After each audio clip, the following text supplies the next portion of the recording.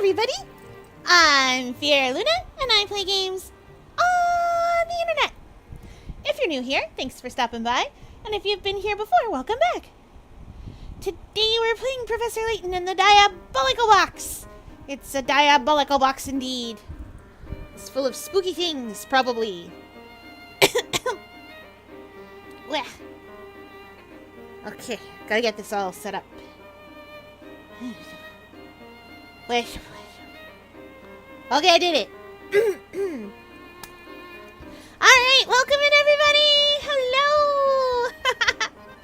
Hi Val, hi Kat, hi Black Sniper, hi Mel, hello, hi Tal, hello everybody!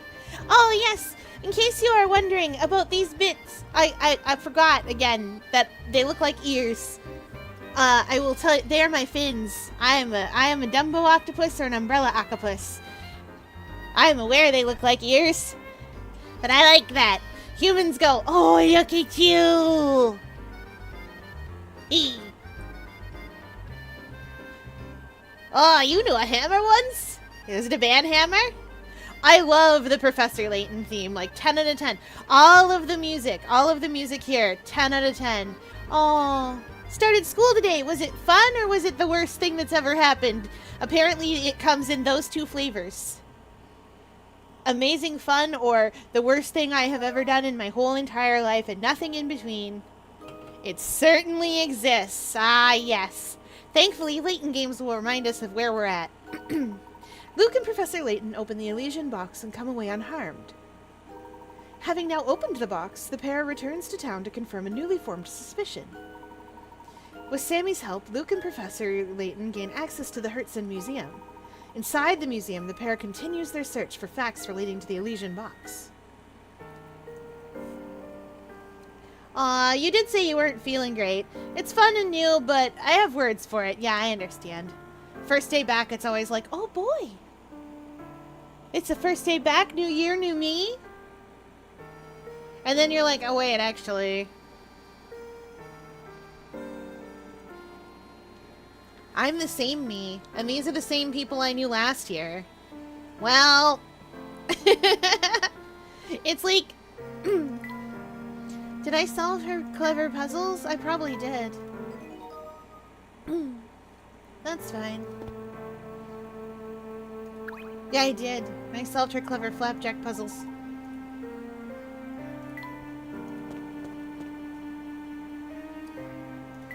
You see, what we're doing here is we're looking for puzzles before we go in to visit the plot. And the plot will want us to visit it. But there are puzzles afoot. Ooh, today is also my first day of school. I asked the teacher for bathroom and ran out directly to the house. Oh no!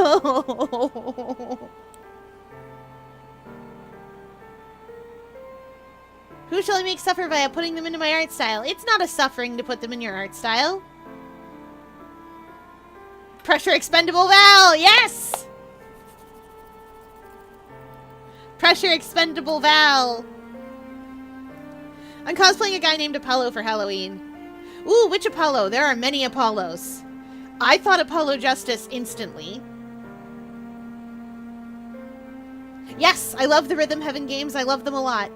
I've in fact played Rhythm Paradise on stream. I could hypothetically play Rhythm Heaven on stream, but Rhythm Paradise is easier to get a hold of because there were no physical releases for Rhythm Heaven. The Apollo, a total of 200 people know. I understand. We might one day play the Apollo Justice games, but we'll see about that. Sometimes I need to take a break from the Phoenix Wright. Until they closed a few years back, I used to work in the mines that gave the town its nickname. Even now, sometimes I catch punks sneaking down to the mine to see if anything's down there. They always come back with nothing, though. You can bet on that. Knock knock, is there a puzzle in here now? Nope.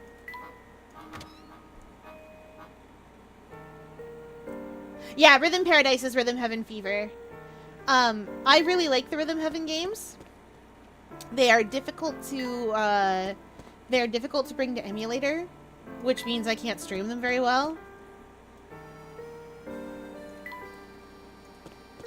because the timing is off ever so slightly, especially because it's Rhythm Paradise instead of Rhythm Heaven Fever. So it makes it kind of hard. But boy, do I ever want to. Oh yeah, I checked this side already. Hello? Ah, she's a puzzle! Yeah, Megamix is on 3DS too. I love Megamix. I love all of the Rhythm Heaven games. Although I will say, I love the 3DS one the most because the old Rhythm Heaven games did not show you the timing. And like, figuring it out was very difficult. Not impossible because like I know how to music good. I know how to count time and I know how to find the beat. It's just, it was very frustrating. I will say, I am especially big on, you guys know the game Lockstep, right? Where it's a screen full of little guys in black and white and you have to tap on the beat and then you have to tap off the beat. That frustrates me to no end. I'm a flute player. I'm a soprano in choir and a flute player. I don't know what off the beat is. I've never heard of her. Off the beat? Ridiculous. The only time I should be off the beat is if I've decided what the beat is today.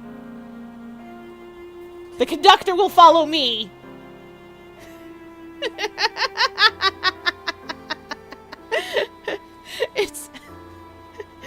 I'm an alto. Welcome to hell. Oh, I'm so sorry. I'm so sorry to all the altos I have gone... What? No, I'm right. I am so sorry to every alto I have ever been in choir with. It's not your fault. I'm just awful. I'm also sorry to every single flute player that has ever had to play with me as first chair flute. I'm so sorry, friends. Lockstep is very fast. It's very simple. You just have to count 1 and 2 and 3 and 4 and 5, 1 and 2 and 3 and 4 and so on. You just have to count that way. And sometimes you have to tap on the 1, 2, 3, and sometimes you have to tap on the and. And I get it. Not a bass player. Do not care about off the beat. I love the music for it though. Like I love all the music in the Rhythm Heaven games. For a long time, anytime anyone did a particular series of knocks, I'd go stretch out your neck. 'Cause that's how it is. Val, you fall into with training, you would be a soprano. You would need training to do it, though, because soprano notes are difficult to maintain. So you would need to train your diaphragm in order to support the very high notes without them becoming very soft, which is often the problem that people have when they're in a higher register than they're used to. They can get very high notes, but they come out very soft.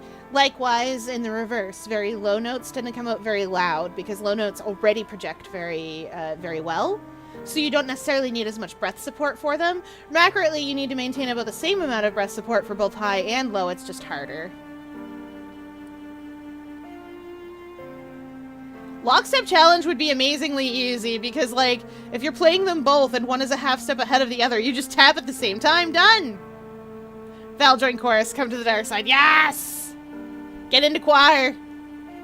Choir's fun. It's a good extracurricular also, if your school offers it. My school offers it as a whole, like art class, because it was easy.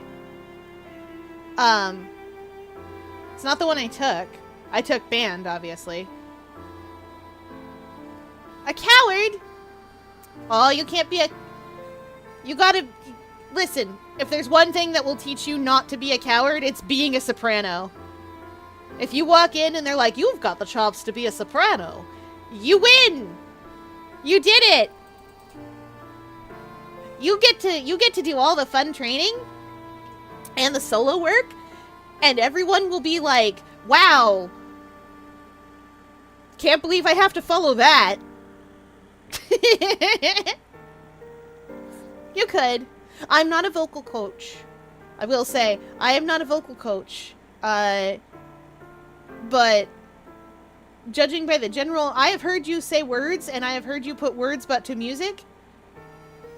Can't believe I have to follow that. No, when people go, ugh, can't believe I have to follow that about a soprano, what they're actually saying is, I can't believe this is just the absolute terrible.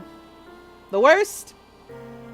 Because 90% of the time, I have wandered off. I made the rhythm myself. It's for me. I did it myself. You're all gonna have to follow that in performance. Doesn't matter what you wanted to do. Doesn't matter what the song wanted to do. I'm exaggerating terribly. I promise, I'm exaggerating terribly. I am not that much of a monster. The days of the opera diva soprano are long over.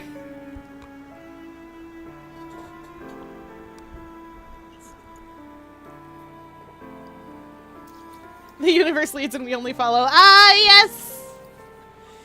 Oh, I do love a good Stars in Time. Where was I? Oh yeah. Look at you two running around. Oh yeah, I gave you a Valley Girl accent for some reason. Look at you two running around all around town like a dog chasing its own tail. Actually, watching you reminded me of this fabulous puzzle I know about dogs. Listen up.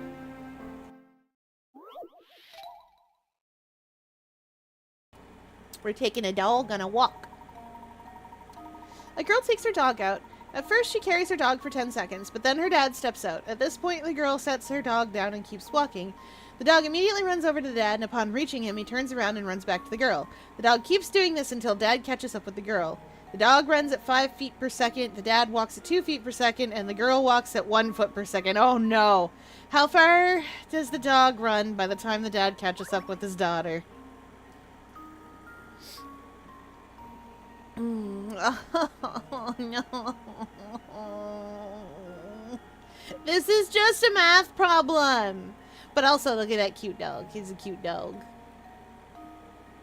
Just a random thought. It is shocking there isn't a Mega Man rhythm game. There's great music, the whole music theming thing. I can see it in my brain. I can also see it in your brain. In my brain, I mean. What? I can see it in my brain. It would be amazing. Okay, it's time to do math.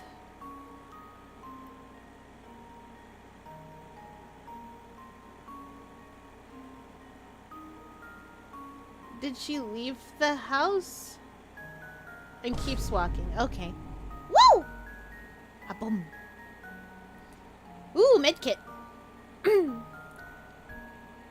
Do I want to do the math for this? I need a calculator, chat. Listen, I got 9 brains, but none of them care to do this. None of them care to do the actual maths.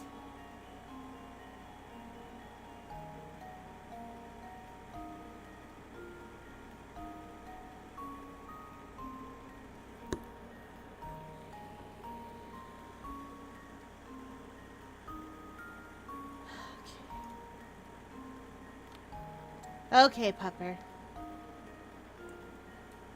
Well, alright, let's start.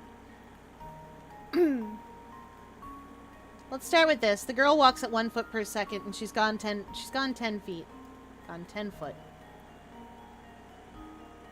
Right? Yeah, she's gone 10 foot. And then the dog boots her. So the dog has also gone 10 foot. Dog boots her to dad, who is 10 foot back. Immediately, upon reaching him, he turns around and runs back to the girl, who was gone. 1 more foot.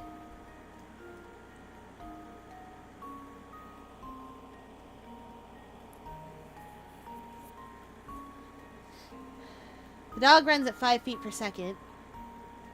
Dog's fast!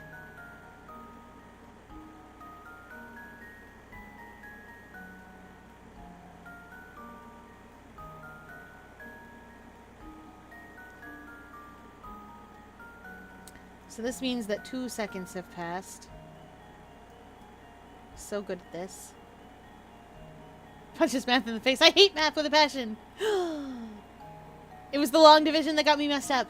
Long division messed me up too for a little while. I'll show you guys why while I'm thinking this puzzle through. It's because, you know, you got 3 into 9, and that's easy enough because it's 3 into 9, and then you're like, oh, that's obvious, that's 3. We know how to do math.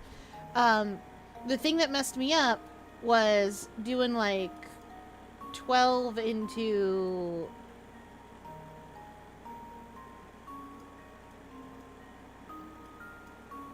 120 or something like that, because what I would do instead of putting 12 into 120 is putting 2 into everything, and then like 1 into everything and then 2 into everything, and that will not get you the correct answer.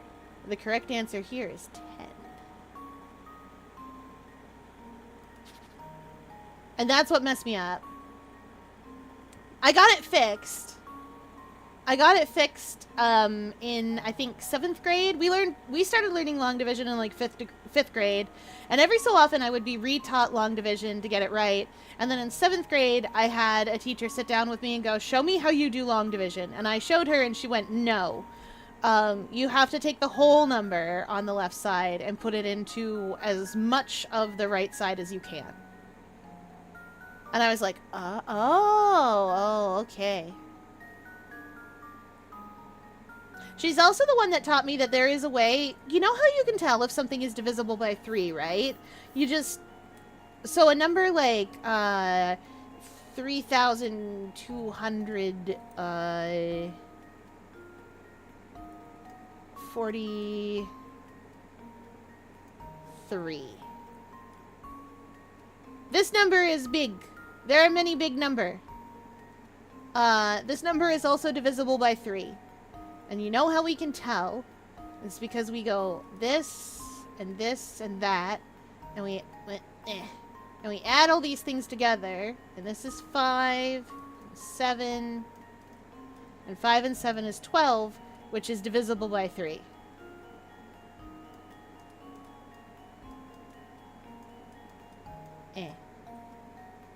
This also means this number is divisible by 12 as well.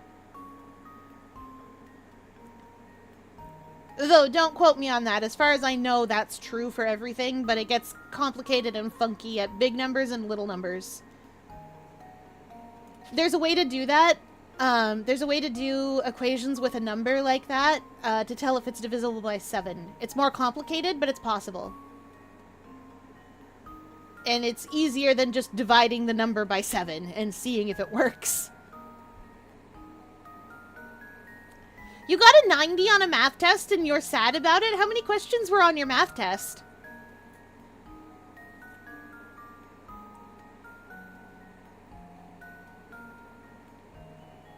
Okay, if you got a 90 on your math test and there were 20 questions, that means you got 2 wrong.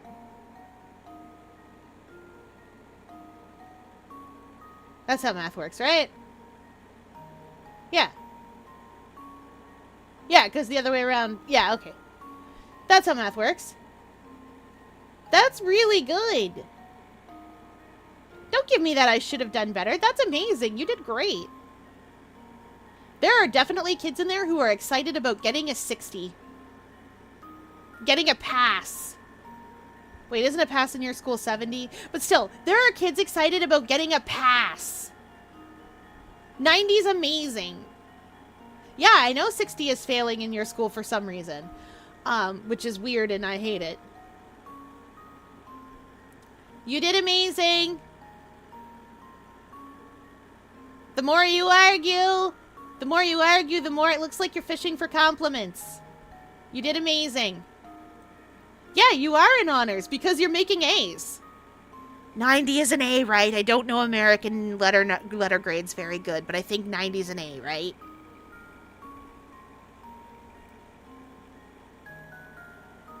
Well, you're getting A's. Probably. Let me do some quick math. Besides dog math.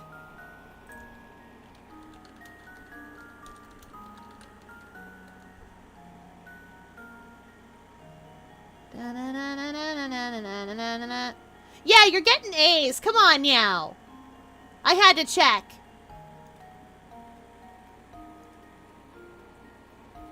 Silly, you're getting A's. Don't be sad. You're doing great.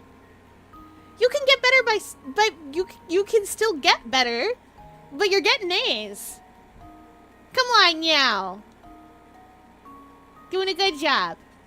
You're gonna be so good. You're gonna be in honors next year too. And you're gonna do so good. You're gonna kick its butt. I am calculating with all my tentacles. I have 9 brains, and some of them have been put towards doing this dog problem.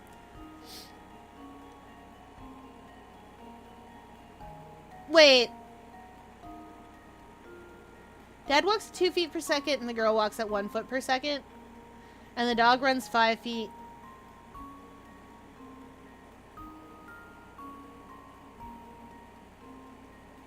Chad, it goes like this. So there's 10 feet between them. The dog goes back, and then forth. And then there's 9 feet between them, and then 8. 7, 6, 5...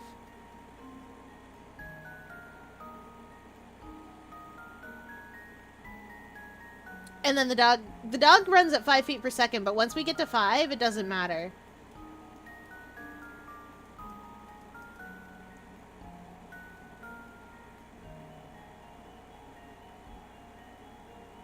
Oh, and we've got to run forth and back.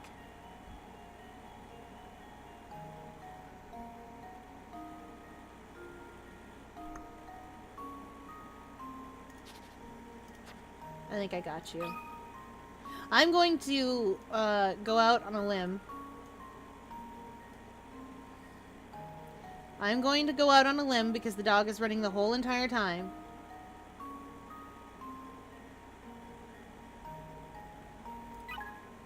No!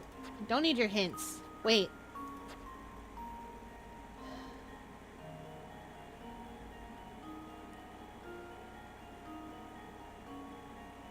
Dog runs at 5 feet, the dad walks at 2 feet per second, and the girl... Mimo.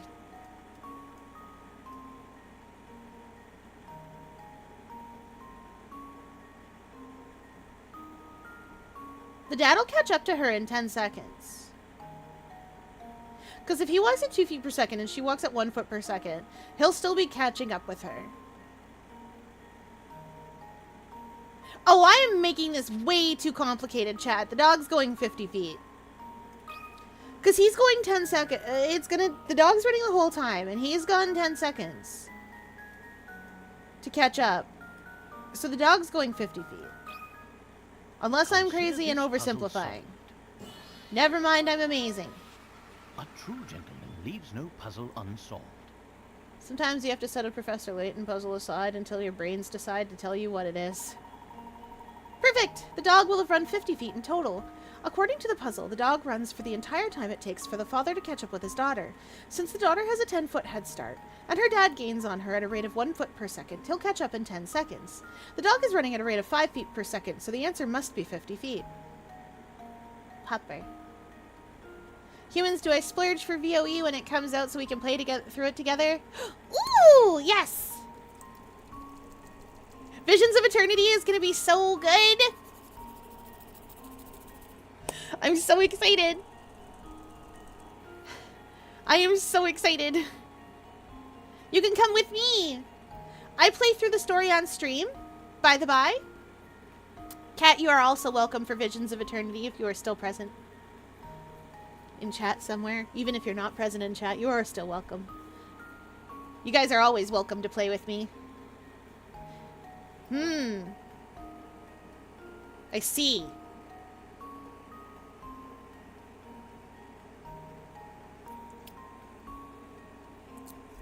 Well, that just means I need to remember to sign up for ANET Partner so that I can have things to give away to people.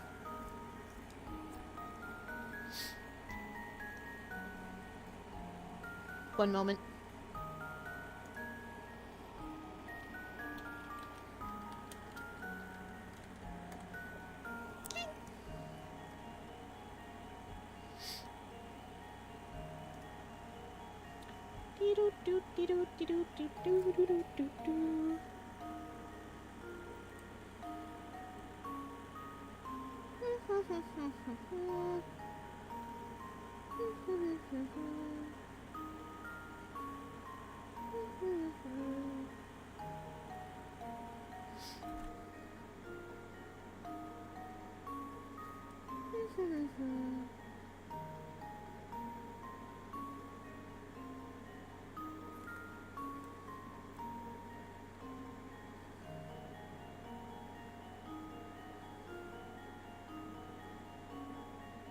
When does this release?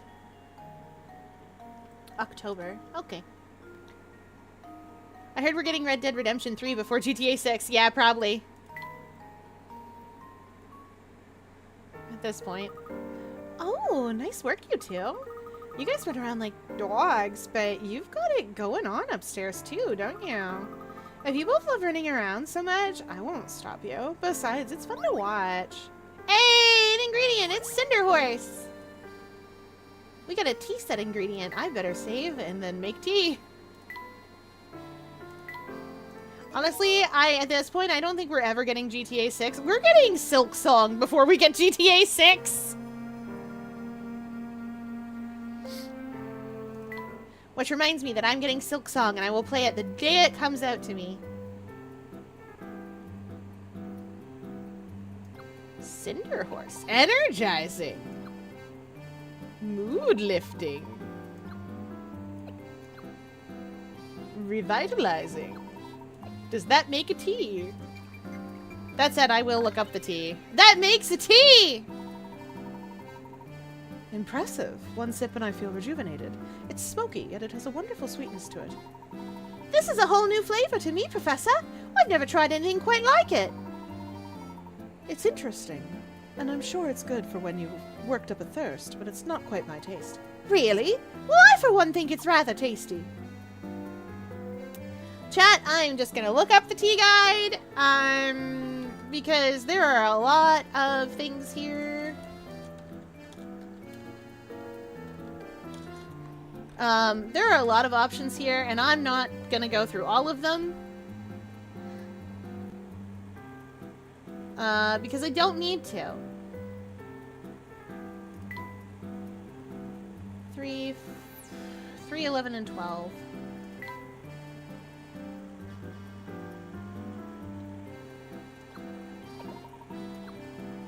Oasis leaf.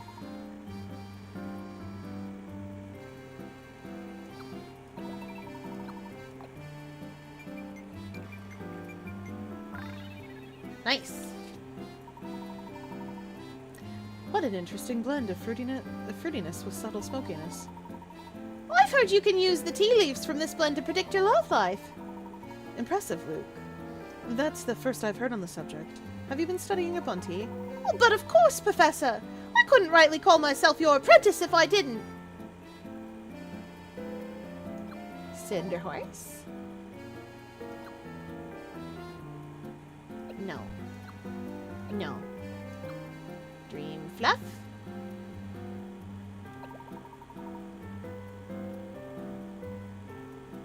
Oh, I did need Tonic Fleur.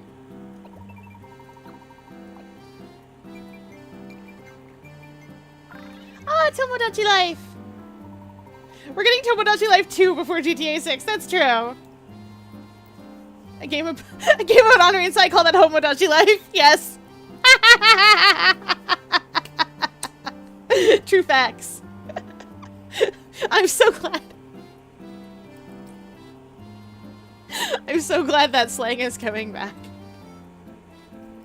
Average Cupid thing to do. They'd study up on tea to impress someone. They sure would.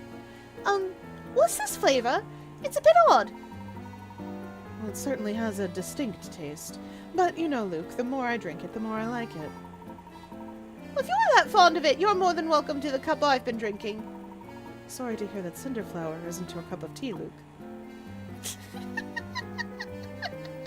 Oh, Layton. Layton. Layton, why are you like this, my man? I don't think he was even making the pun. Wow, this tea is out of this world. I agree, Luke, but I do have to wonder how common ingredients can make something like this. Beats me, Professor. The world's just full of mysteries like that, I suppose. Aptly put, my boy. Well, consider me mystified. Whoop. Okay, I have all the different teas. A miraculous beverage.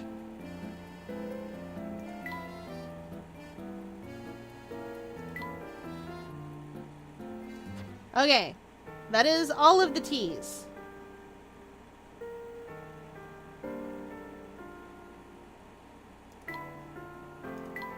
We have every T. I played Professor Layton versus Phoenix Wright. It didn't have the T-set part. What's the use of it? Different characters around town will have little sweat drops coming out of their head. Over here. And if you give them tea, they'll ask you for tea to solve their ills. And the different teas have little clues as to what they're for. So for instance, there's one that is good for beauty ailments and skin. And one of the folks around here is complaining that, like, her skin is breaking out. So you give her that. Are you a puzzle? No. Let's see. Who else have we got? Are you a puzzle? No.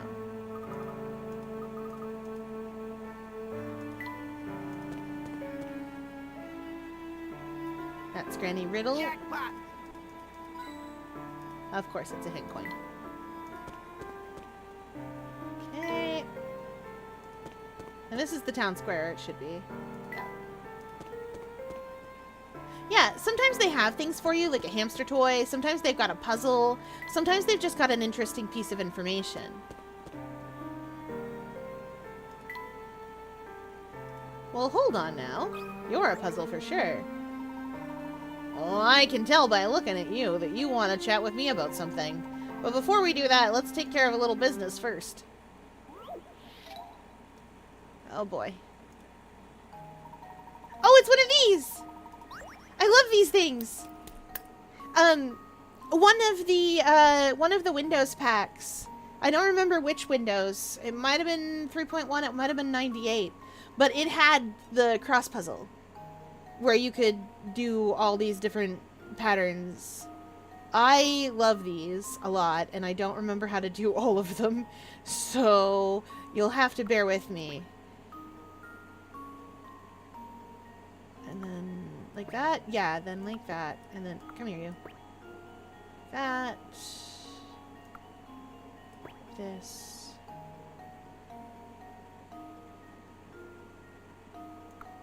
Over like that, wasn't it? No, it wasn't.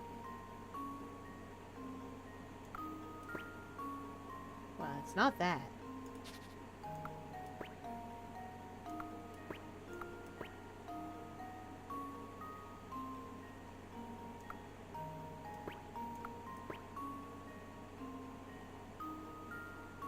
This isn't it either.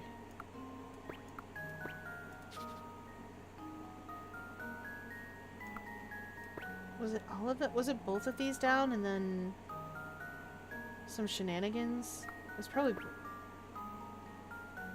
No. It's one of these down. Over, over, back, back.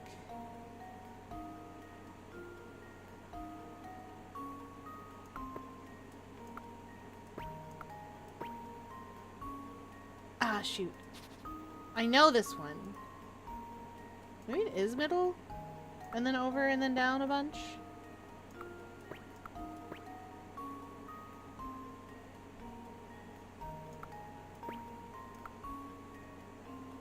No, it's definitely not.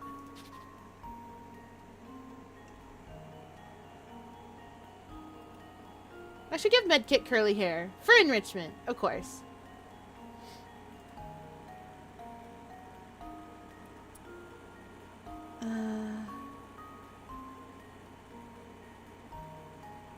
It's not...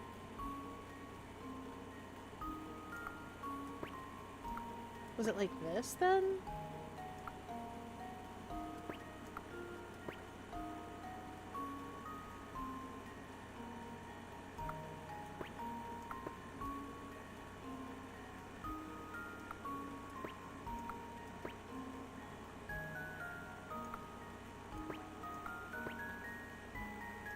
It's something like that.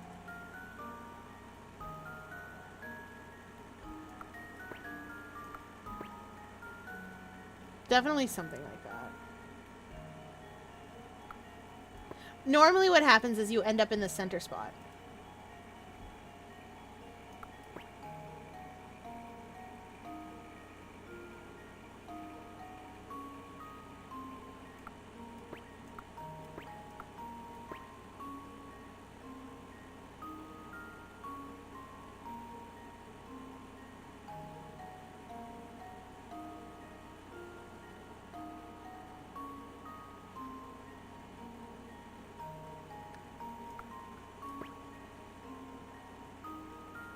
Aw, darn it. Wait, no. Whew! This should do the trick. Okay, we got it! And there we Isn't have it the thing from Vsauce Curiosity Box? Oh, what? I don't know what that is. I know who Vsauce is, but I don't know what that is. These peg puzzles are so ancient that you can find them as actual physical objects. But the one that I'm thinking of specifically is from, like, Windows 3.1. In the days of Chip's Challenge and DOS.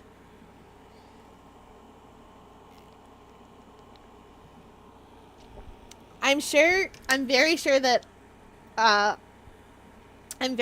none of you remember the days when hard drives for computers were extra. But I do. The only condition for solving these puzzles was eliminating all but one ball from the board, but the true solution to these puzzles requires you to finish with the ball positioned in the center space. Perhaps that will provide some incentive for you to revisit a few of these peg solitaire puzzles.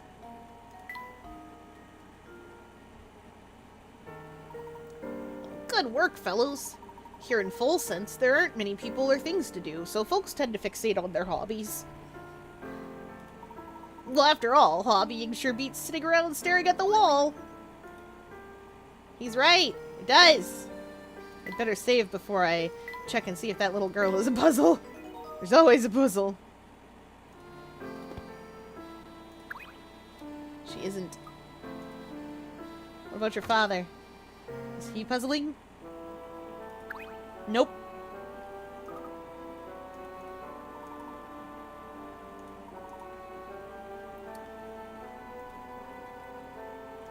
It does work on customers. It's very garlicky in there. Let's try this way first. Wait, no. We're not going in the woods. Let's go up to Vampire Tower. Oh, we're not going deeper into town either. Alright, to the Hertzen Museum. We've discovered, we've sussed out most of town.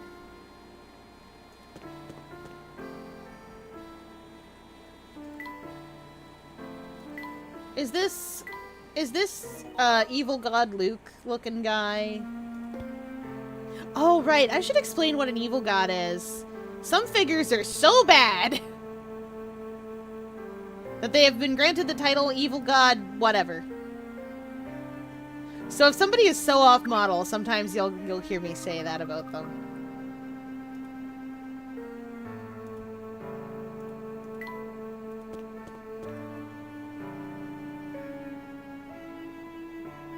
Headcanon that Medkit doesn't like having his eye patch off for super long. I mean, it's semi-canon because of that one comic with Scythe, but I'll tell you right now, Andre doesn't like having his eye patch off for very long.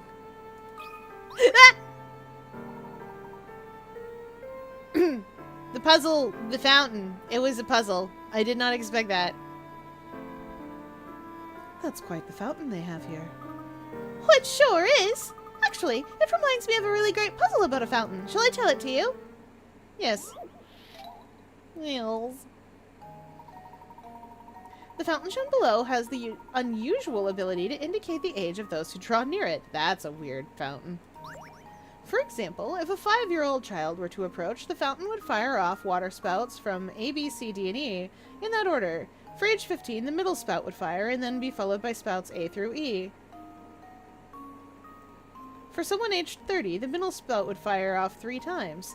Given the fountain's method of indicating age, there's one utterly useless spout on the fountain. Find and circle this spout. Oh, I see. This is 10. Yeah, this is 10. 1, 2, 3, 4, 5, 6, 7, 8, 9, 10. Hello, Spout J. Because this is 10.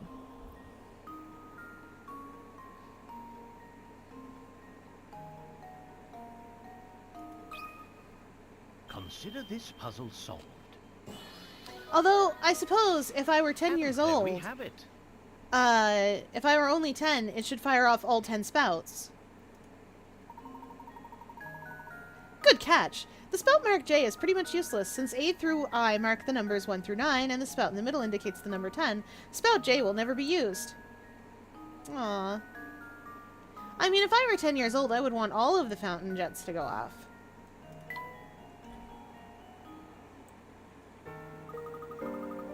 The way you tear through puzzles never fails to amaze me. Thanks, Luke. I love that this is based on a bunch of, like, activity books. That's what the Layton games are based on, by the by. It's based on a bunch of activity books.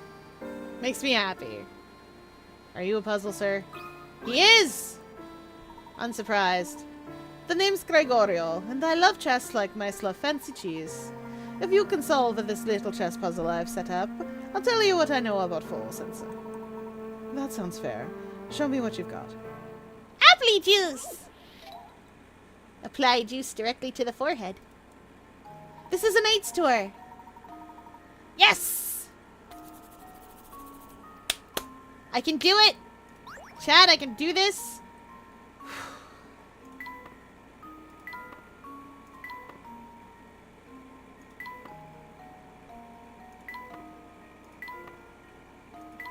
Uh-oh. We're into crunchy territory.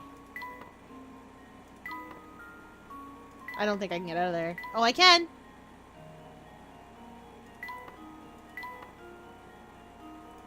Okay.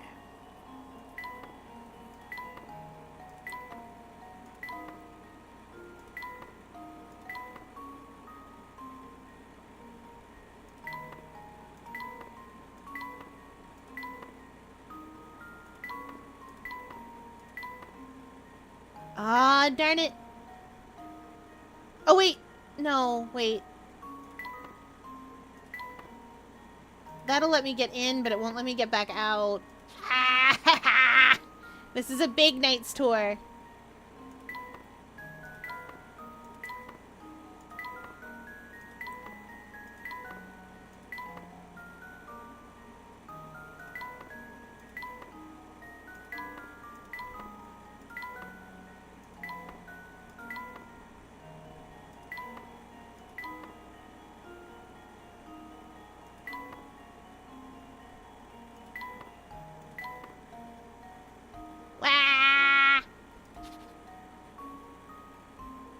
I know my way around.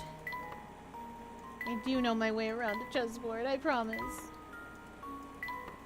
I don't usually have to take a knight on a tour, though, so I guess that's that.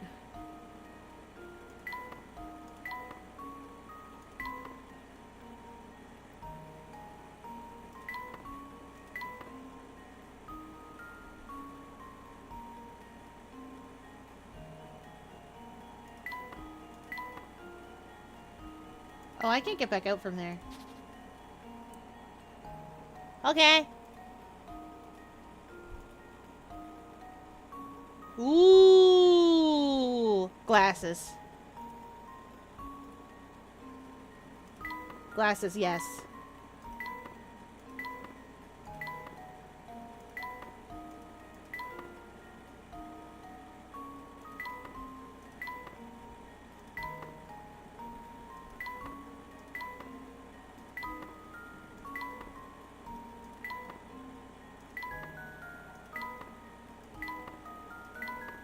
Ah, darn it. I know I can do this one. I know that I can.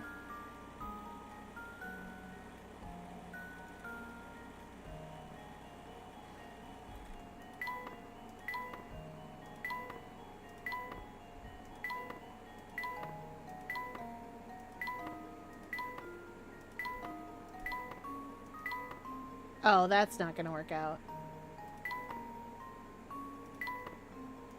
There's two places I can't get out of.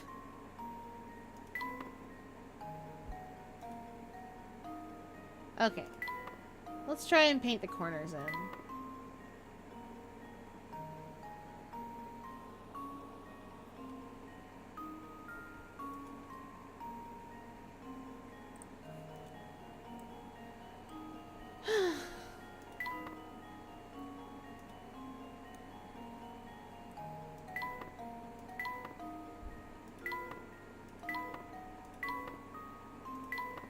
Oh no.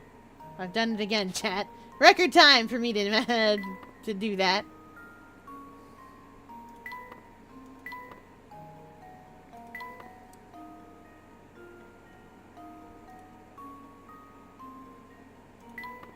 Guess I could just go around the edge, see if that works.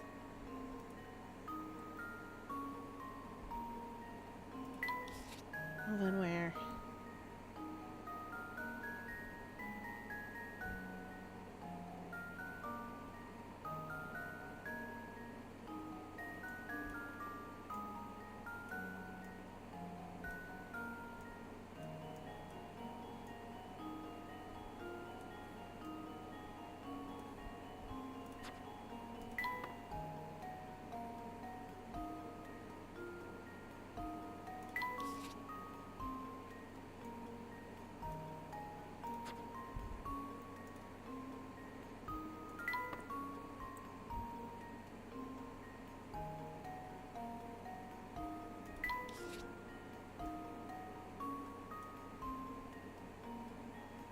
If I go here, I can get back out on either side.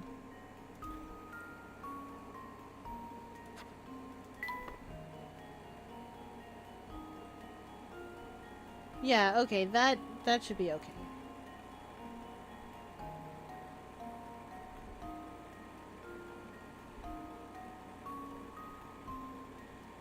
Oh yeah, no, it looks amazing so far. You're doing great. And I know what medkit looks like to tell you that. Also, I'm a sucker for eye patch underneath of the glasses. Makes me happy. Has Andre ever worn an eye patch underneath of the glasses? Yes, of course he has. Okay, we're getting somewhere with this. I think we're getting somewhere with this. I think I need to go up to that top corner next. I feel like I do. Because then I can come down here, and then I can start filling in all these other things. This looks like a Knight's Tour should. And then I should just be able to fill in, like, everything else.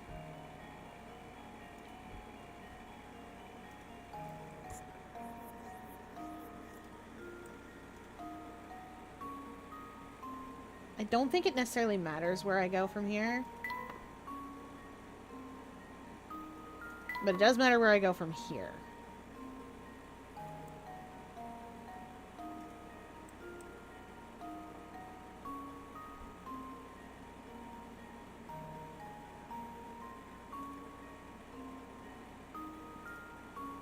Maybe.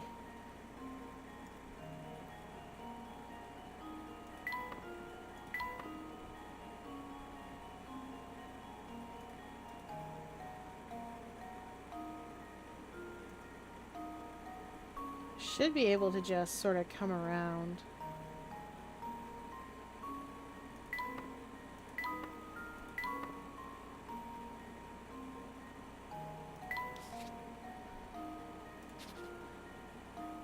If I go here, then I can go there. These are all valid moves.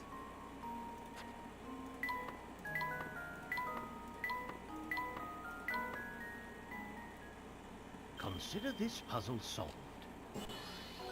Andre, you should play that one. Pointing at Medkit on the screen.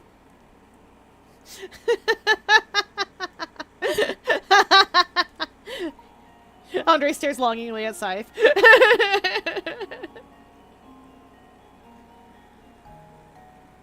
Which is his actual skill set. Followed by, I don't know how good a healer I am.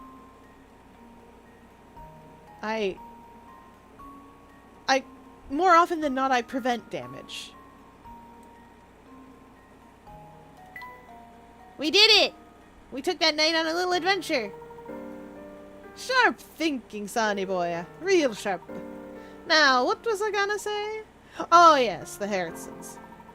Way back when, Hertzen Castle used to be quite the hotspot. The rich folks would throw balls there.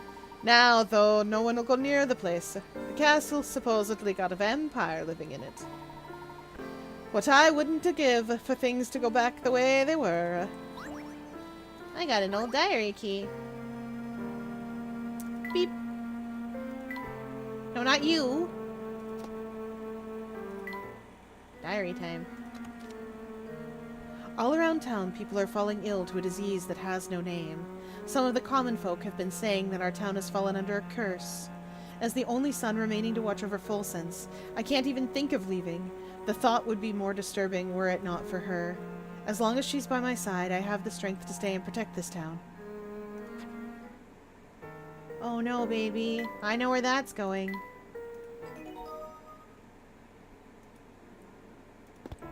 Oh boy, we're in like triple digits of puzzles. Knock knock, museum! Why is there a guy in here? Is he the curator? He'd better not be like Director Hottie, who's not really a hospital director, but we treat him like one anyway for some reason. Welcome, friends. I'm Grinko, and I'm the curator of Hertzen Museum. We have an extensive collection of artifacts pertaining to the history of this town and the Hertzen family. Sammy told me all about you two. I hope you find our resources helpful to your search. Please feel free to peruse the collection to your heart's content. The professor and Luke decide to explore the Hertzen Museum.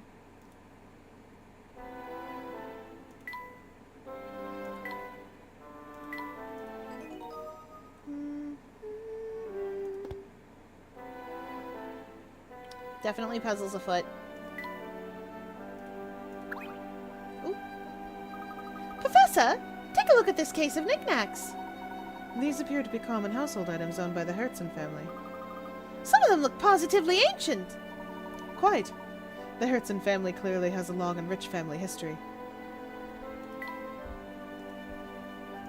Jackpot! Oh.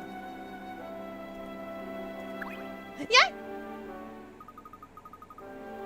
That's one impressive statue. Well, I guess that must be Dirk Hertzen. I guess that must be Duke Hertzen, huh? This entire museum appears to be dedicated to celebrating his achievements, so I'd have to agree. But wait a second, I thought Mr. Beluga owned this place. Yes, I believe that's the case. Isn't it funny that he built this whole place to honor his father? Maybe he's not so bad after all.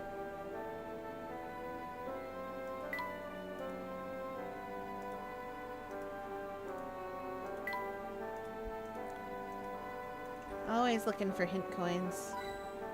I knew it. Alright, moving on, I guess. Ooh, a painting! Jackpot! Oh, a picture. Picture time! We save first. Now, chat, I'm gonna do the trick to make picture time easier.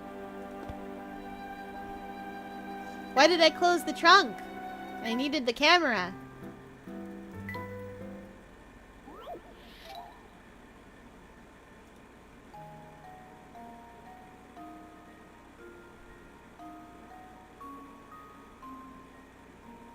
Okay, so, chat, I'll tell you the trick right now, but I'll also tell you that I've already seen one, and it is the stripe on the blue jacket is missing in the bottom. The trick to any spot the difference puzzle that you may wish to solve is, do you know how to see magic? If you know how to see magic eye photos, you can use that. That's how magic eye photos work, actually. And the things that are different will stand out for you immediately. I also see another one. In behind the blue case. Oh wait, I can just... Right here. That island is not present. There's a missing stripe here.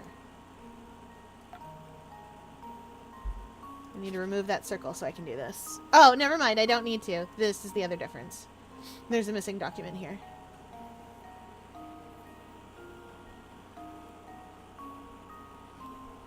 Oh no, puppies can't have the chocolates.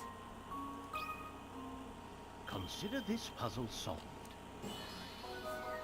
I wish I could have the chocolates. Wonderful. I don't even like chocolate. Just sometimes I get the urge to have a handful of chocolate chips.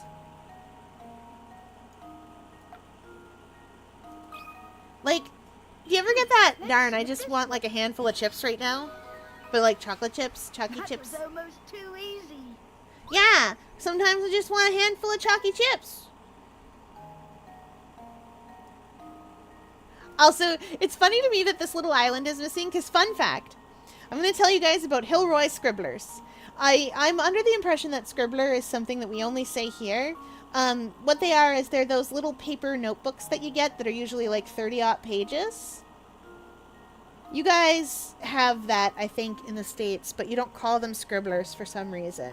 Despite the fact that Scribbler is the best word for those objects. So, Hilroy Scribblers have a big map of Canada on them. Now, the thing about that is that in order to simplify it, they don't contain a couple of things, and one of the things they don't contain is Newfoundland.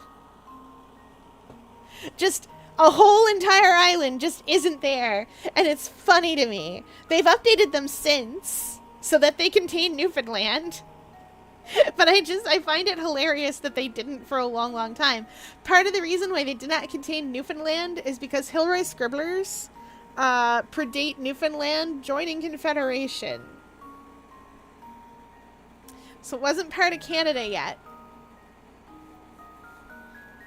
Oh yeah! Free fun fact for all of you. Free fun fact for all of you. Newfoundland did not join Confederation, in other words, did not become part of Canada until 1949.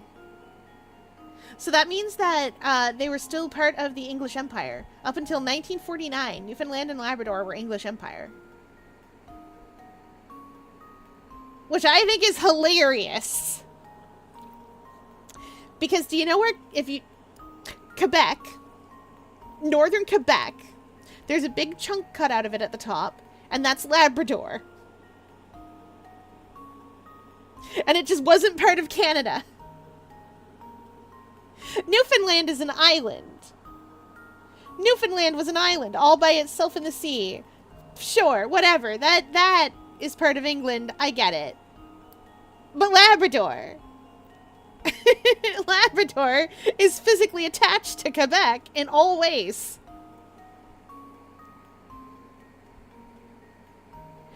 Sort of. It's complicated. Canada having an official flag, after we separated from the UK, we had an official flag previously, sort of, but it was just the British flag. That's what we flew, because we were still part of the Commonwealth. Because when we didn't secede violently, like the US. We knocked on England's door and said, hi, listen, we're across the literal ocean, and we're a pain to maintain, and we would very much appreciate it if you would let us govern ourselves, thank you. We will still pay lip service to the monarchy. We will still be part of the Commonwealth. We're still going to be friends. But, Father, King, Your Majesty, we think it's time we moved out of the house. You don't need to send us allowance anymore. We'll take care of ourselves. But if you need our help, we'll come running and help you out with Europe. And England was like, this is an excellent solution to a problem that I have, which is that Canada is very far away, and it is hard to get resources to and from. And I don't like that. All right, Canada. And then England patted us on the head and said, okay, you guys can be your own country. And we said, neat. And then for a long while, we weren't really our own country so much as England still had, like, basically total control. And then World War I happened, and they were like, okay, no sudden moves. Canada, you... Oh, boy. Okay, you guys... All right, no sudden moves. You can be your own country. Just stay over there. Just stay over there. Okay? We good? Okay? Okay. And that is because they saw what we did in World War I. Sometimes you're very nice people, and then a switch flips. Then you're not. Yes, Val is correct. 1867 was Confederation. Give or take. It's complicated, because it was paperwork. And it also depends on PEI.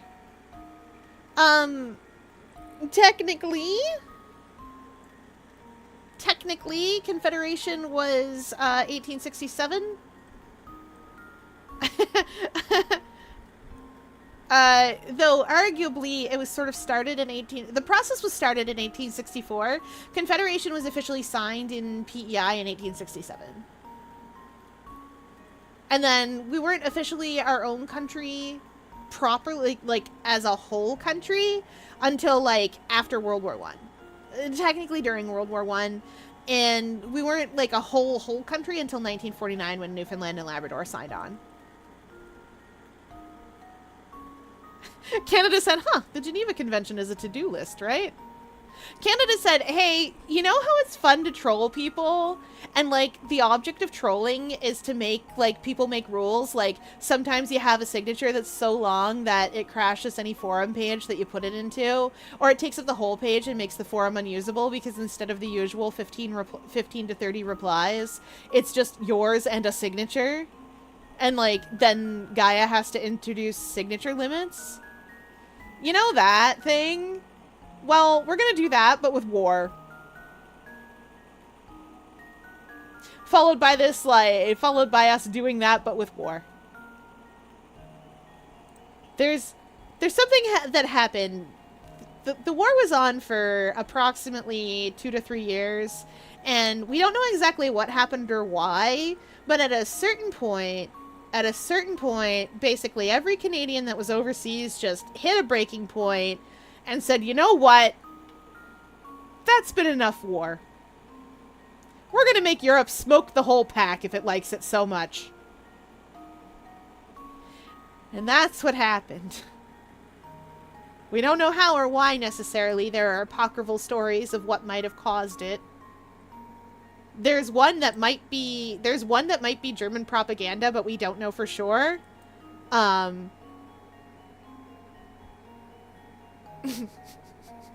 Which I've mentioned on stream before. We're dangerous.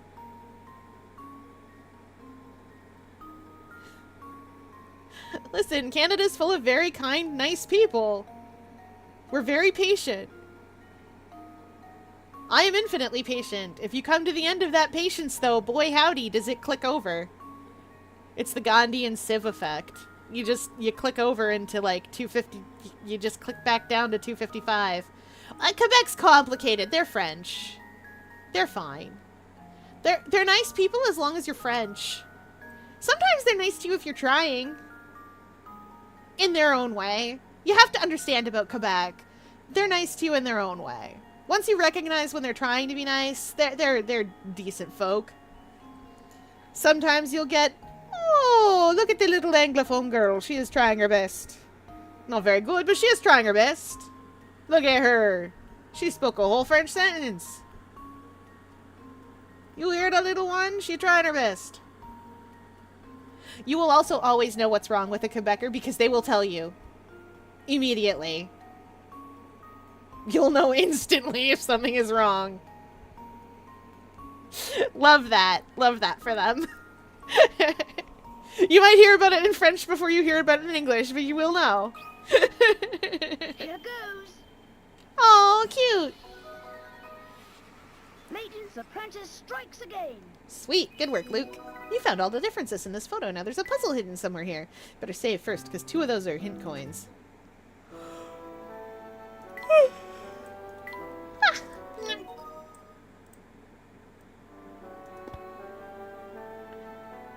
Understand that I make fun of Quebec, because, like, it's Quebec. That's a Canadian pastime. If you're from English Canada, you make fun of Quebec. If you're from Quebec, you make fun of English Canada. And that's how we get along. Cool. I found a hidden puzzle.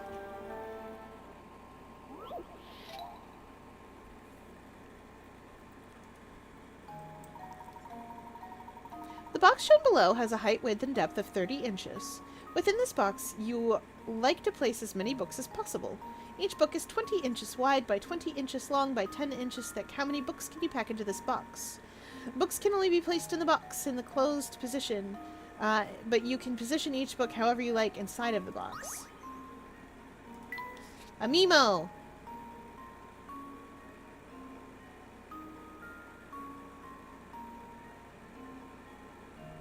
Okay.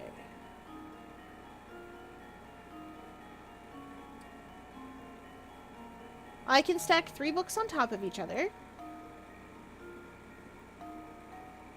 So I can stack 3 high. Okay. 1, 2. Stack 3 high. And then I should be able to stack 1 down the side and 1 down the side.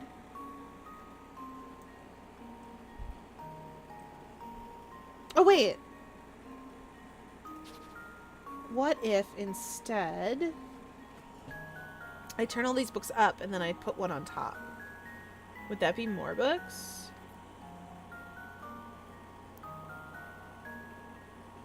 Or is that just the same thing but packed a little differently?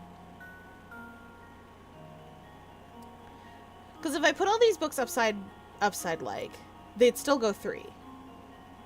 So you'd still have 1, 2, 3 along the back wall.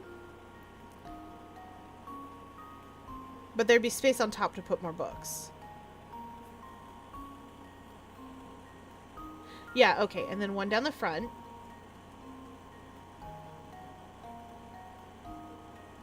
And then 1 up top. Oh, can I awkwardly put 1 down the front like this? I mean, I guess I can. It seems like I can fit 5 books in here, but I think I'm not right. I think I can fit more than 5 books in here, but I can't cut the books up or anything, obviously. So there's going to be some space left over.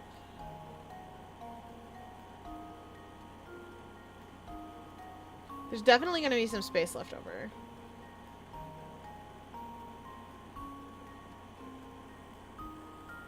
Or maybe we can get crunchy with it.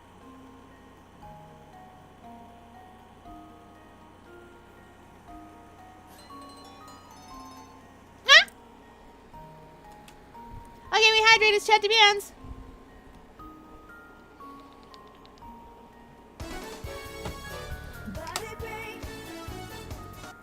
And a stretch. Okay. I think this is... Oh yes, show us the med kit. Sure. He got glasses now. I wonder if I can put this together a little bit like a weird puzzle ball. Or like one of those packing puzzles. I mean, this is a packing puzzle. But I feel like I can fit more than 5 books in here somehow. Because there's enough space for a 6th book. It's just a matter of making that space exist in the shape of a book. One at the bottom.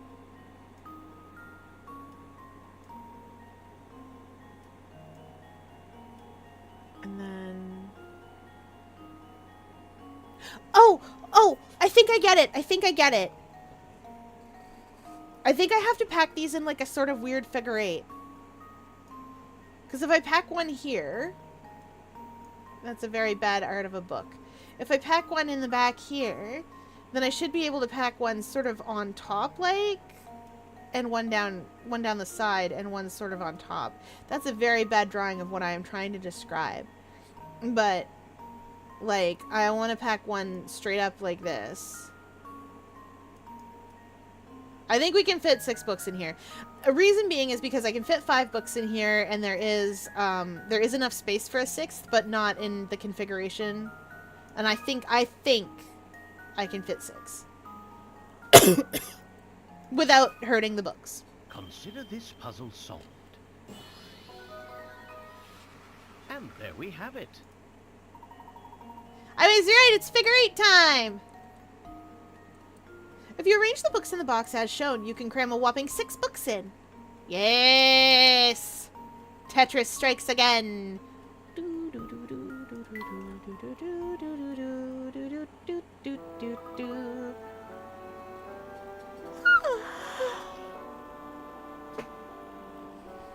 That one was a tough one. It was. I love Tetris. Now let's save, because I just did that. And I know that image there is plot. Oh yes, and for body break, we'll do some arm circles. 1, Found one. 2, 3, 4, 5, 6, 7, 8, 9, 10.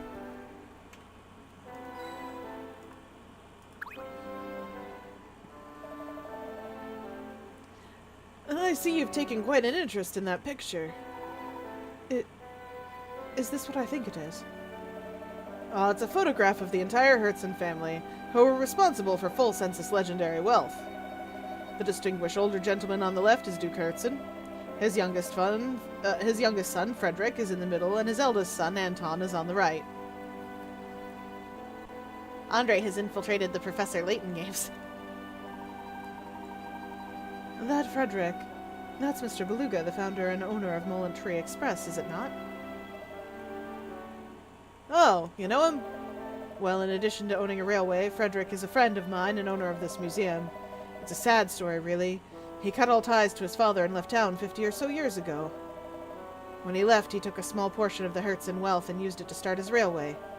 Yes, Frederick was quite a study in contradictions.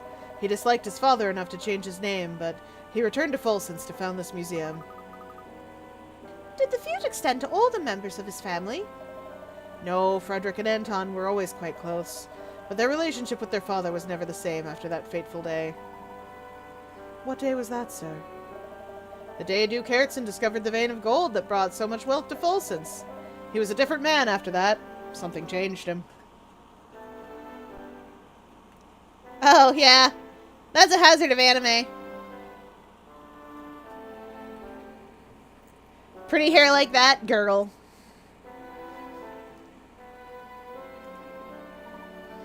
Greed, perhaps? Well, yes, that. But there was something more than greed infesting his heart. What do you think it was? No, I think it's best if we end this chat here. It's not my place to speculate about what goes on in the hearts of other people. Of course.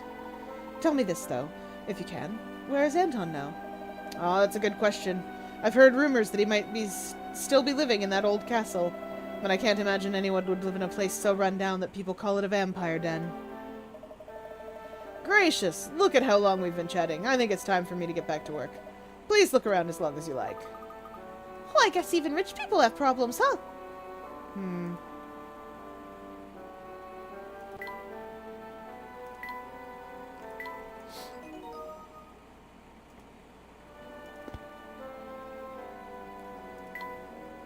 Huh.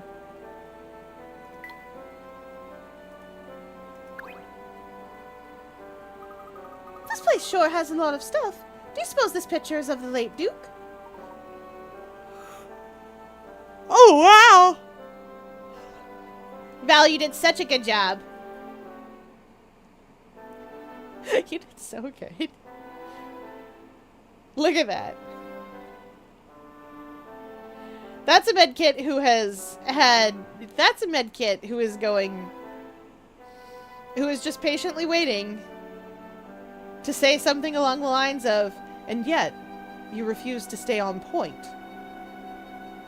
The object of that map is to capture the point. I was healing you. Why don't you trust me? Why don't any of you trust me?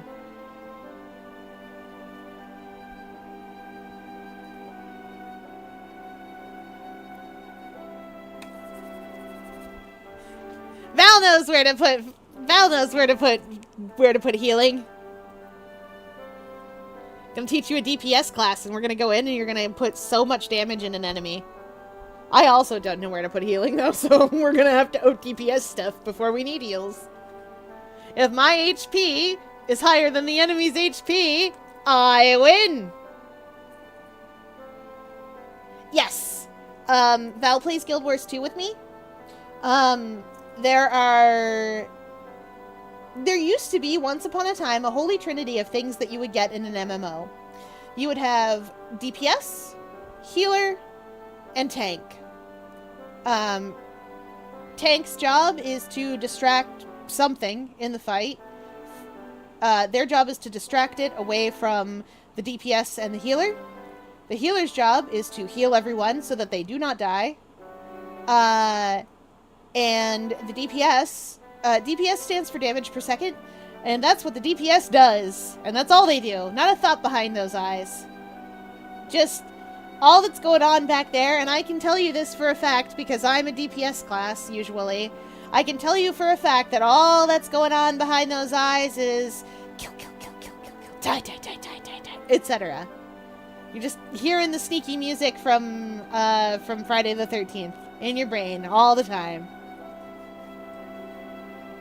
Alternatively, if nothing's going on, you're hearing dippity da do do do do dee dee do do do do dippity bitty bitty bitty do dee bitty bitty bitty bitty do until somebody calls dodge or get 'em, at which point kill kill kill kill kill kill die die die die die die etc.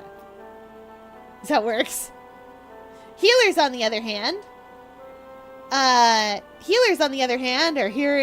hearing and seeing everyone run around like fools and step in the orange, and they're herding cats at all times. I have been a healer many times because I had to learn eventually. Guild Wars 2 doesn't have strict definitions of healer, tank, DPS. Instead, we have these boons that we need called Alacrity and Quickness, and your class provides one of them. And it might even provide one of them to other people. And if it does, you have the benefit of being either Alacrity DPS or Alacrity Heals, or Quick DPS or Quick Heals. I have a Q Heal, and I have an Alac DPS. And those are my guys. Technically, my Alac DPS can become an Alac Healer, but it's not meta. It's not impossible, but it's not meta, and it requires a little bit more brains than I got right now. I got 9 brains, and that's not quite enough.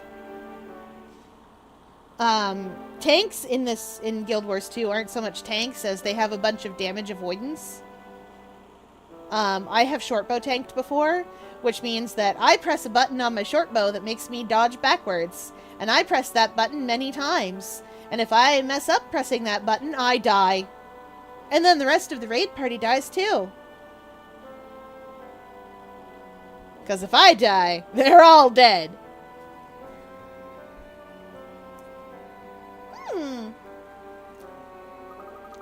The old Duke Herrickson died a while back and left behind a massive fortune. If he's gone, who's this vampire the whole town's talking about? Sammy mentioned that Mr. Beluga had an older brother here.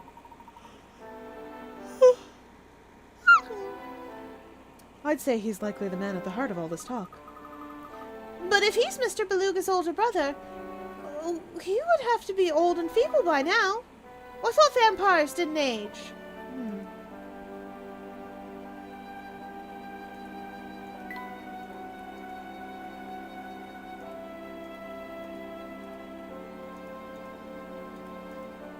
I think that's everything up here.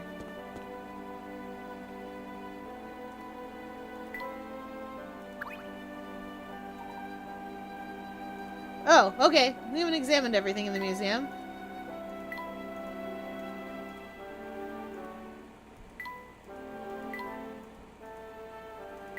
Must be something else upstairs.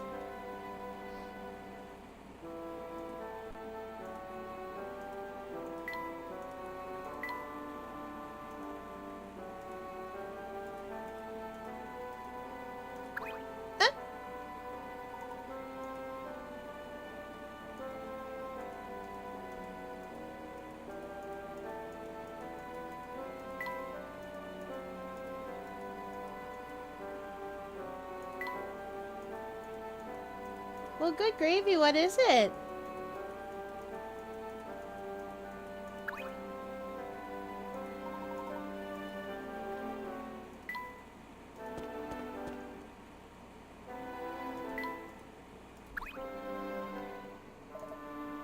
Am I correct in believing that you two are searching for a lead on the Elysian box?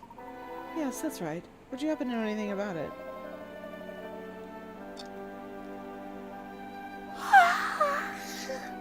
Chad, I'm gonna level with you. The voice I do for Layton legitimately actually makes me kind of sleepy. And, like, I I can't recognize it as my own voice. So I'm just like, oh, what a nice, comforting gentleman. So it makes me become eepity beepity.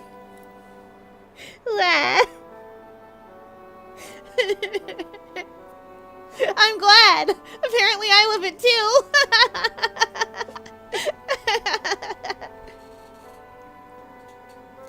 I'm sure you already know that the Elysian box is a Hertzen family heirloom. Hi, Rain, welcome in. We're playing Professor Layton in the Diabolical Box this evening.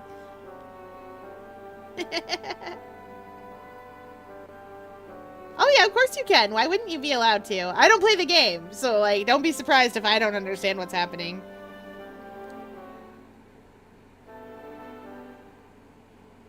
Yeah, we're most of the way through Diabolical Box. We have all the tea recipes.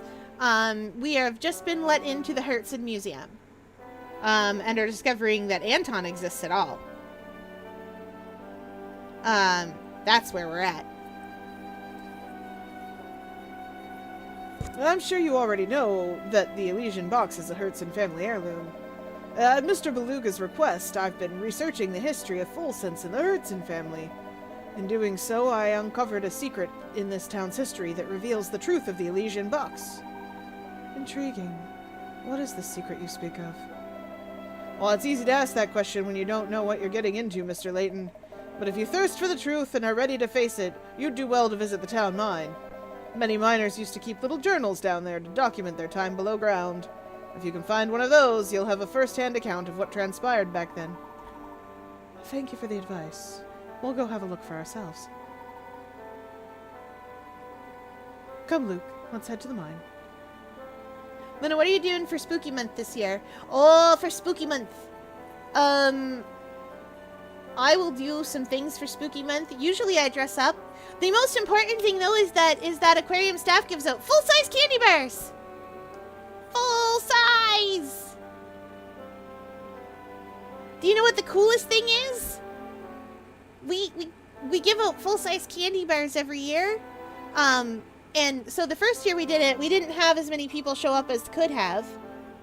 But then we started giving out full-size candy bars the next year, and we had an orderly line of teenagers.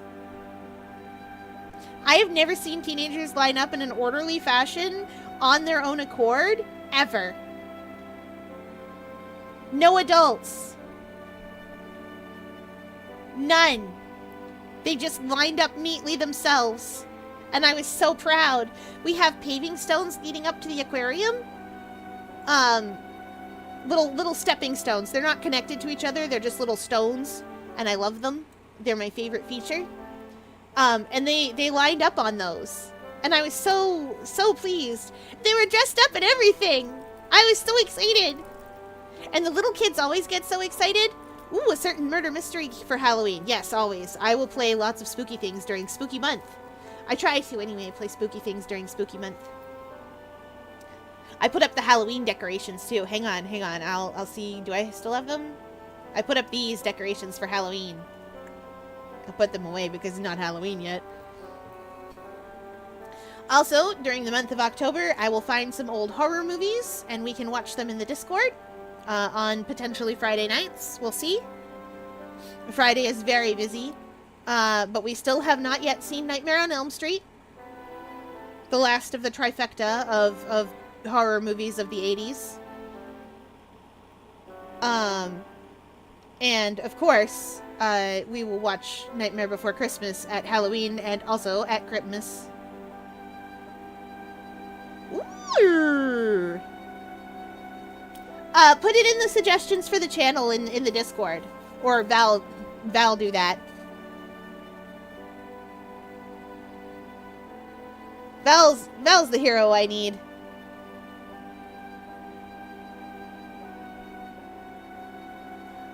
There's a couple other games. Although during Spooky Month, I will say that I cannot guarantee you that the games won't become spooky. They will be very scary. Sometimes I even play actual horror games I was planning to play Still Wakes the Deep. Or something in that vein of walking simulator, but also it's spooky sometimes. I like the way Still Wakes the Deep is designed. I don't know if I can play it. The Path! The Path! Val, why would I play The Path? We could do it. I could do it. I've played it before. Not on stream, but I've played it before. If you guys don't know what The Path is, it is a game about Little Red Riding Hoods. Multiples. It's wild. I'll tell you right now, it's wild. I don't know how to explain what The Path is about because you walk the path. You follow the path. I will give the first little bit of Still Wakes the Deep a try and see if I can manage the controls. It's the path. Yeah, you follow the path. Or you don't. Ooh, I do not know the game, Faith. I have never heard of it. But yes, I will play spooky games for Spooky Month, as one does. I may track down some old spooky games from ye olden days too, because I had a sudden craving for Parasite Eve. Because I love that game. It's weird and bizarre, and I don't know how to explain it.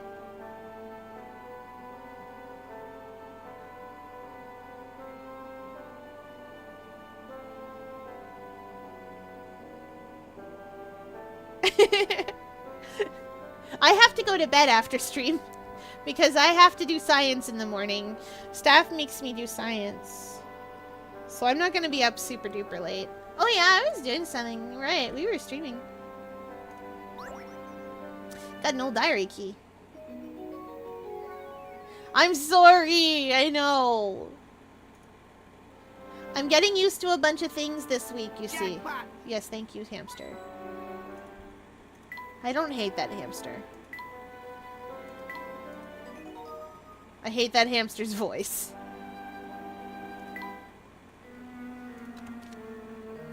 Oh, this wretched life of mine. The girl I loved and to whom I was betrothed has abandoned me and fled Folsons. Did all that awful talk of curses scare her off? Or did she truly leave me to be with someone else she loves? Either way, her betrayal cuts me to the core. I trusted her, and now I'm lost. Where do I go from here? What's left for me?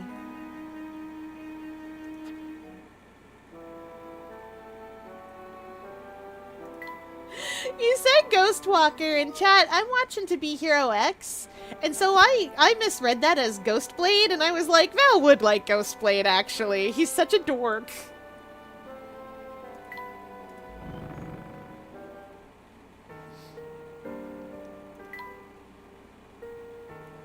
Oh, Haunt the House! I know Haunt the House.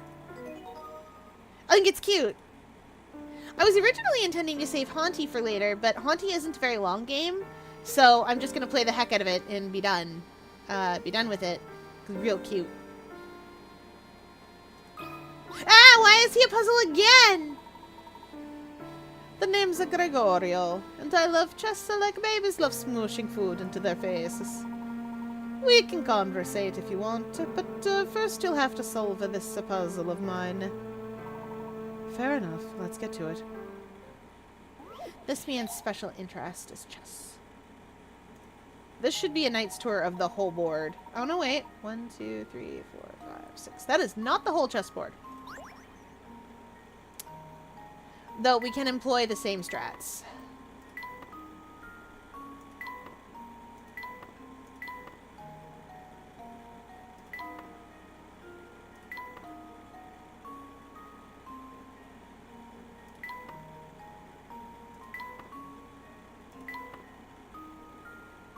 I don't want to start filling things in yet, though. I guess I kind of have to.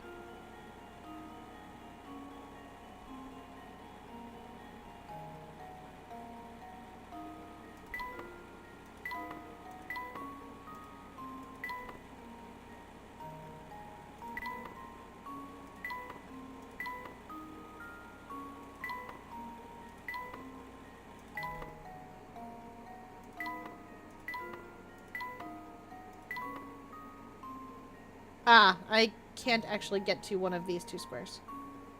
Wait. I can.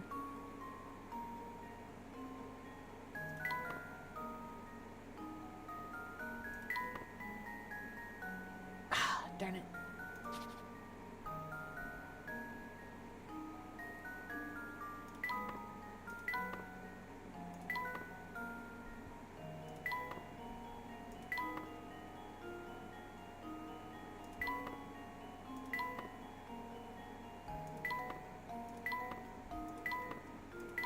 There we go.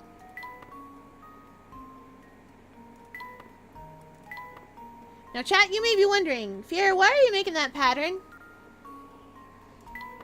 The answer to that question, surprising no one, is that it is a pattern that works for this situation. I just can't remember where to go after I've got it.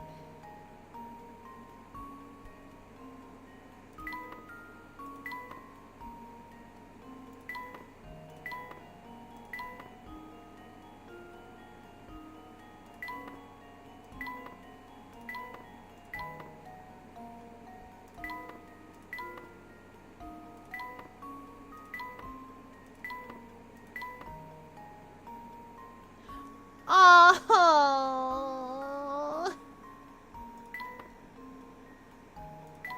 I made one mistake down here.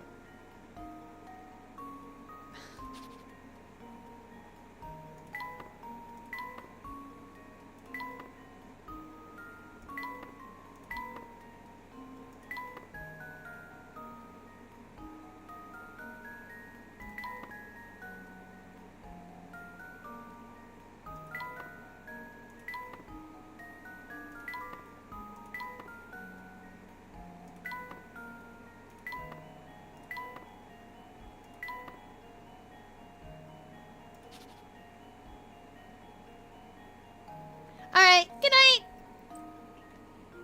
Yes, GGG in 7 days! Listen, chat, I'm just gonna grab a guide for this one. I know how to do it, but there are so many steps that it is confusing.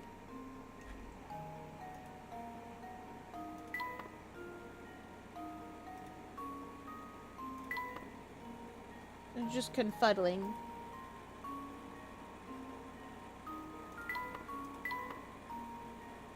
Oh, are we doing it from the side?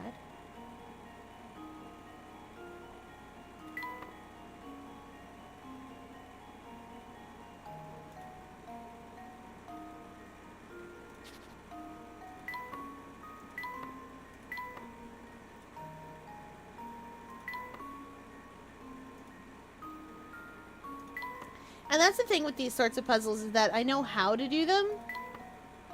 I just get confused about them.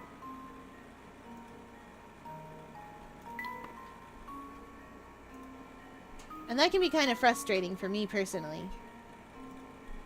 So we'll just use a guide about it. Oh! Oh, chat! I have been granted foodstuffs! I've been granted little bits of meat and green beans and rice. I'm not taking a picture of it because hunger. Something terrible happened.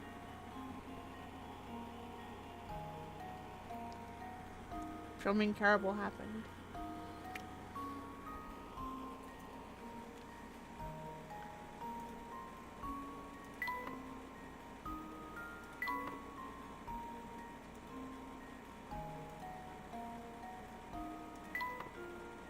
Okay, we're still filling in our spaces here.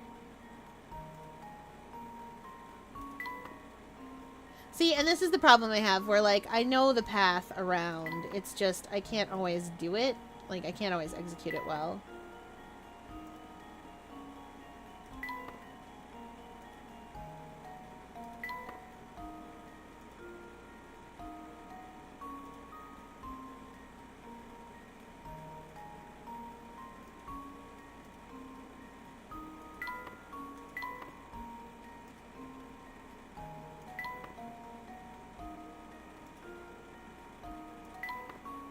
And sometimes that frustrates me.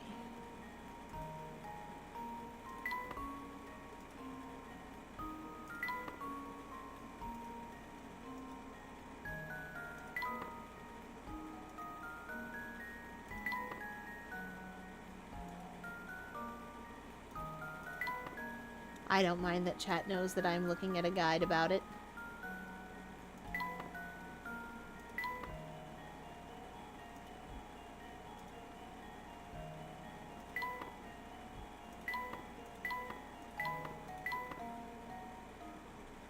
This should do the trick.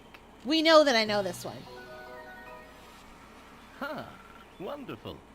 Yay!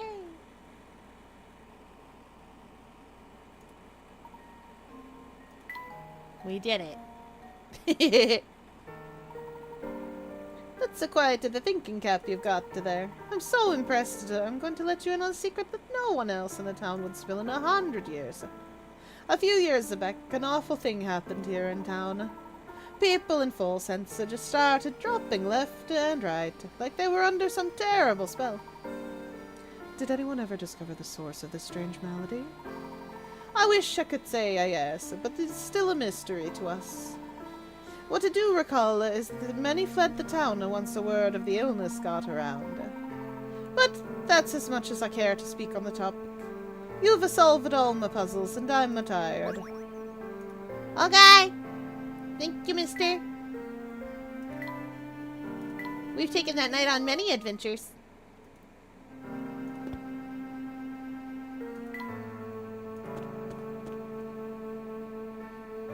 Okay. Found one. Oh. Thank you, hamster.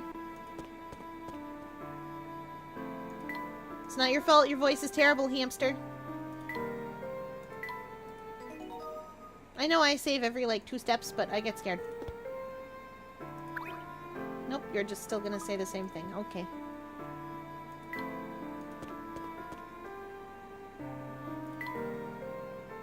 I haven't seen anybody need tea lately.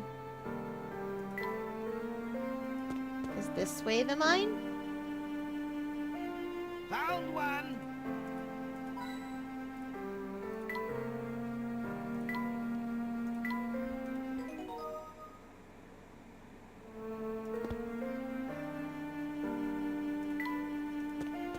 Ooh, we're out in the woods. Who's this? Also, I'm really insistently sure that Full Sense is in a cave.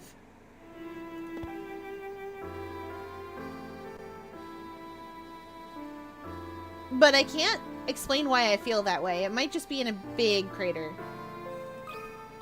He's definitely a puzzle.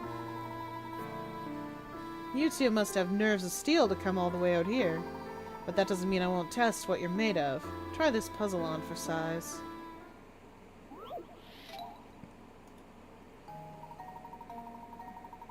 Below are 16 cards. There are 4 cards from each suit: diamonds, clubs, spades, and hearts. The cards are arranged in a 4x4 grid as shown, and 4 cards have already been put down. Arrange the remaining cards so that each vertical column, horizontal row, and diagonal line of cards contains 1 card from each suit. Tap a space to place a card there and to change the card's suit. Oh, this is Sudoku, but with cards. This has to be a spade. Which means this is a club.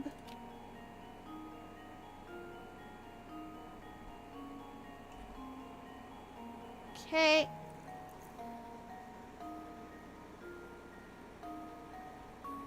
No clubs go here. And no spades go here. And no spades go here either. No spades. No spades. This is a spade. That means this is a heart. Ooh, Ghostwalker! Show! That means there are no spades here. None here. None here. So one of these two is a spade.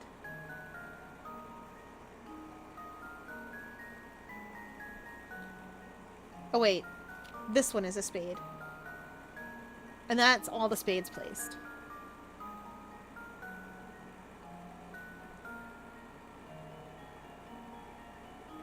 Yeah, because no spades here, none here, and none there. That has to be a spade. No diamonds here, so this is a diamond.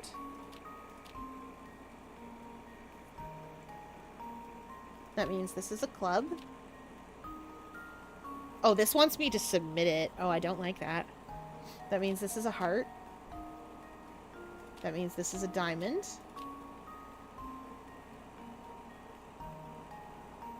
And then there's a diamond here.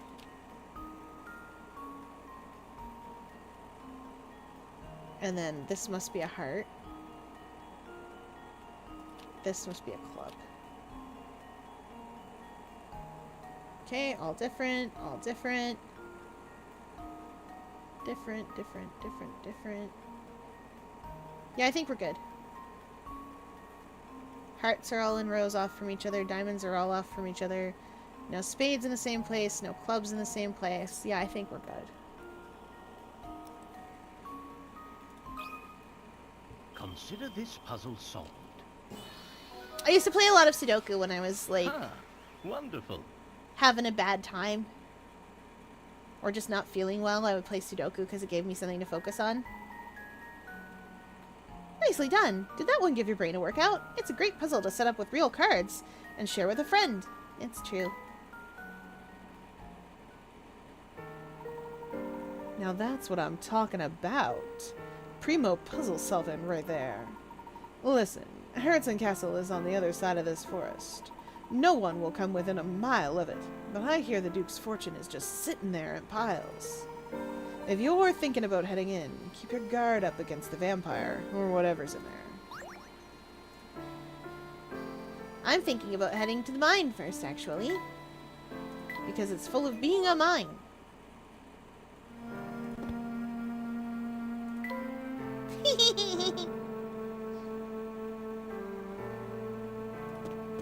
Will it let me go towards the castle? It'll let me go towards the castle! Oh, door's closed. Oh, it seems to get darker from here in. Oh, wait a minute. He wants tea. Jackpot! I'll show you what this is. He wants tea. He will not want tea if we have to leave, but I save anyway just because. This is the point of the tea set. See these shades? They're my favorite pair, but no matter how I wipe them, everything's still blurry.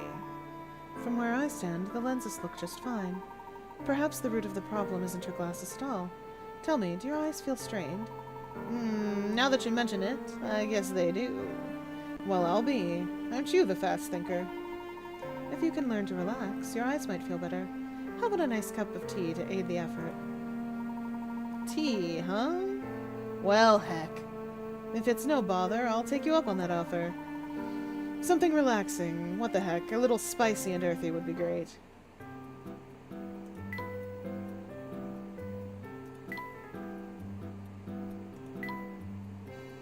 There we are. Cayenne Twilight. We're trying to unwind, right?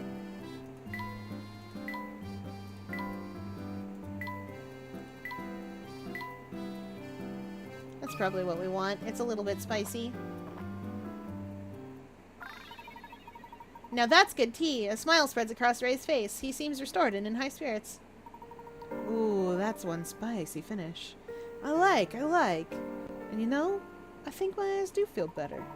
Thanks for the tea. It really helped me out. Huh. Ah, not again. What's the matter now, sir? Ugh, I can still see this stupid fog. Maybe the air in Full Sense is just really polluted.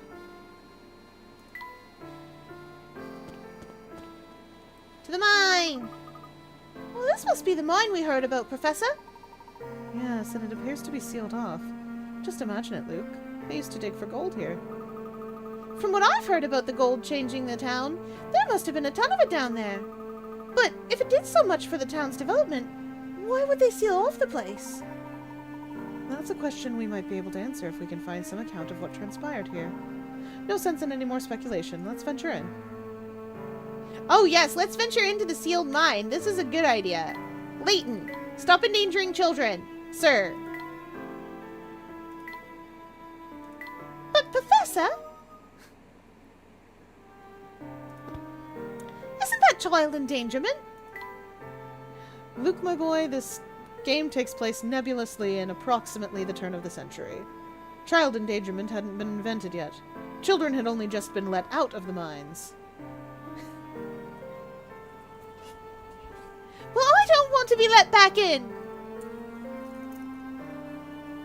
etc.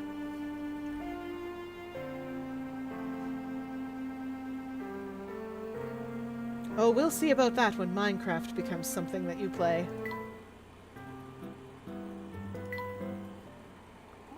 Unwound Future is just going forward in time to see Minecraft.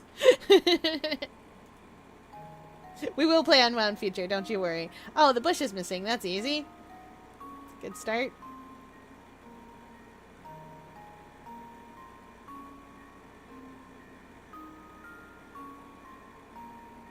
Fish in a bird cage is stuck in my head. Oh.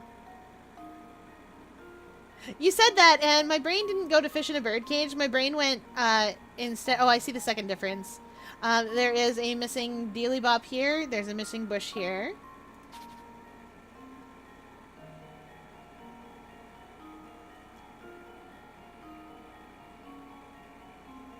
Surely this will bode well for my art. Yes. Anyway, my brain went immediately to, If it pulls you, of course, we will find you with our words.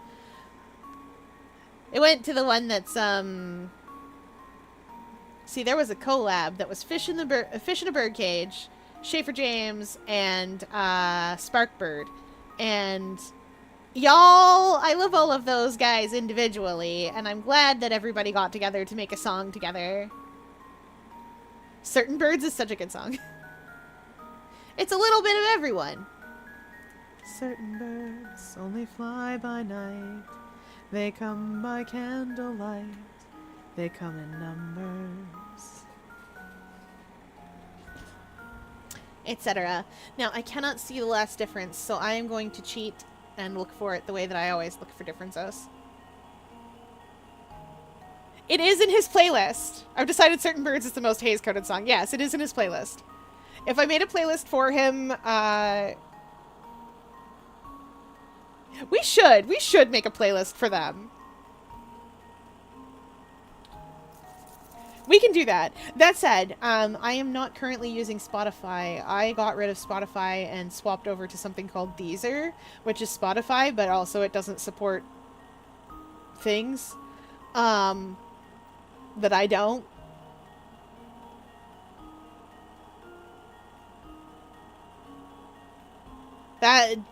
That said, though, it's not like I can't still send you links to songs. We'll just have a playlist in both programs.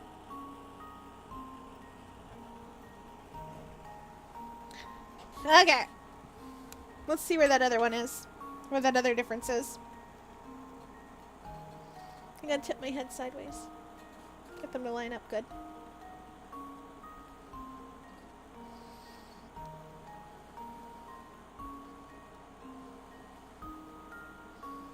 Come on. Come on. You can do it.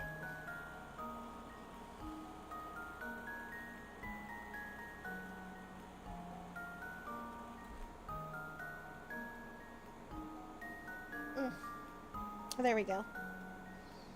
Okay, yeah, bush is missing. That pinion is missing. Call it a pinion. I legitimately don't see it.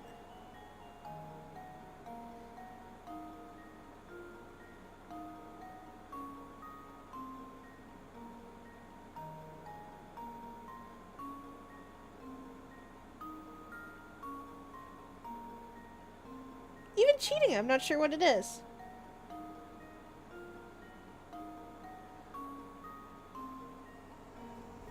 Well, let's start with the ones I know, and then it'll probably get figured from there.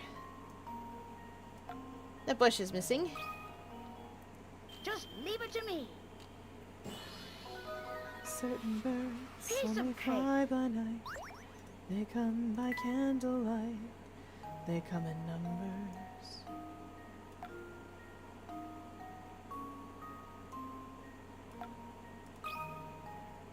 This I hope should that's do in the right trick. spot. And there we have it. Do any of you all see it?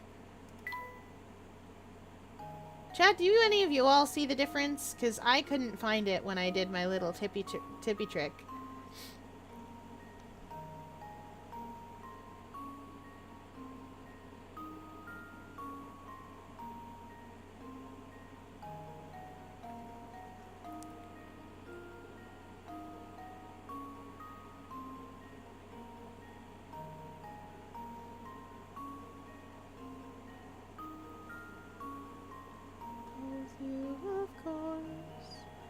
will find you with our voice.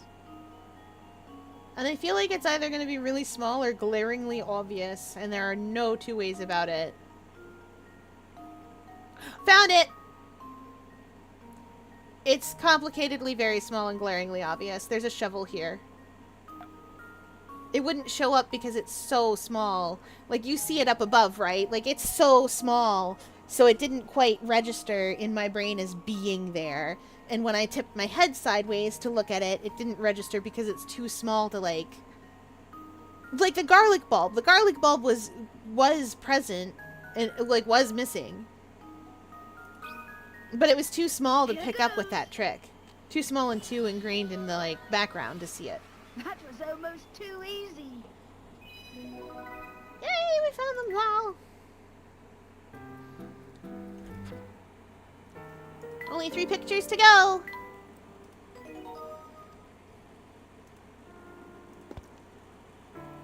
Yes, I do. I always want to see a messy sketch. Alright, we hydrate his chat demands.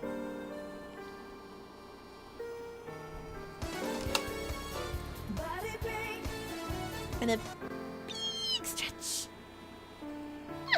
Stretch. And I will do a little bit of wiggling. Do a little bit of...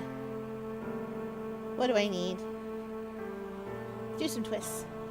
1, 2, 3, 4, 5, 6, 7, 8, 9, 10. Oh. The rearrangement of our positioning.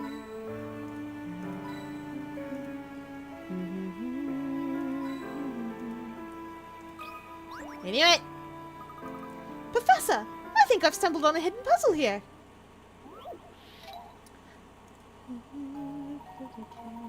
Oh no.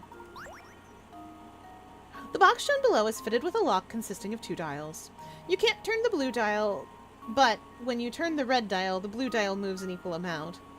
To see the relationship between the 2 dials, you turn the red one from its original position as shown below. In order to open the lock, you must turn the blue dial 3, 6, 4, and finally 1, in that order. Since you can't turn the blue dial directly, what numbers must you turn on the red dial in order to produce the desired numbers on the blue dial? Nemo time. We turned the dial to 3, and it went from 5 to 2.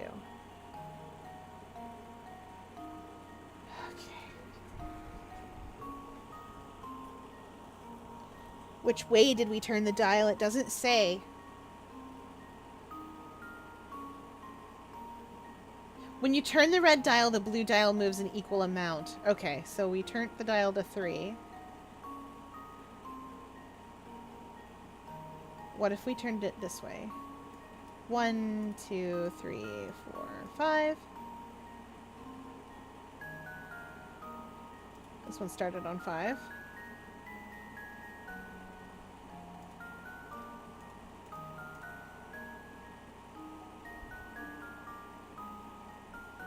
If we turn it this way, does it still work?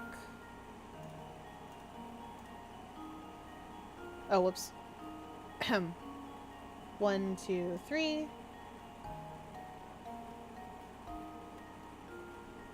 1, 2, 3.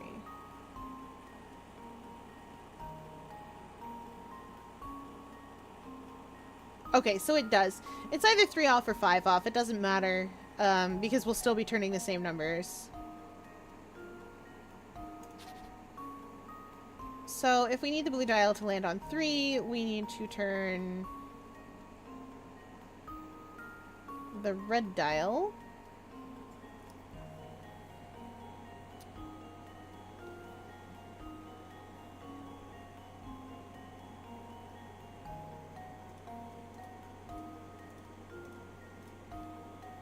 Six.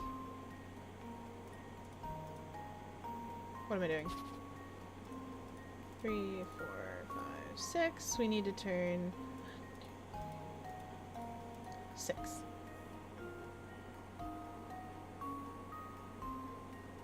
Or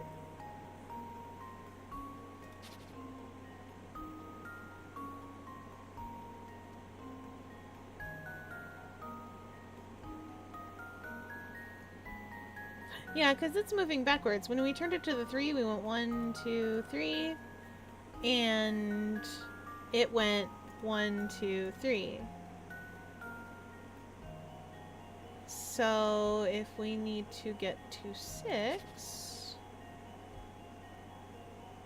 we need to turn it to 7, don't we?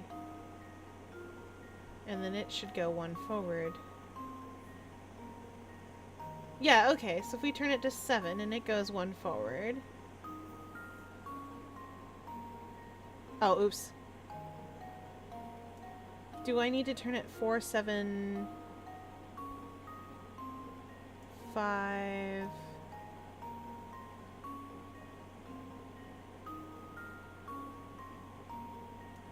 Zero? I think? Because we want to turn a 1.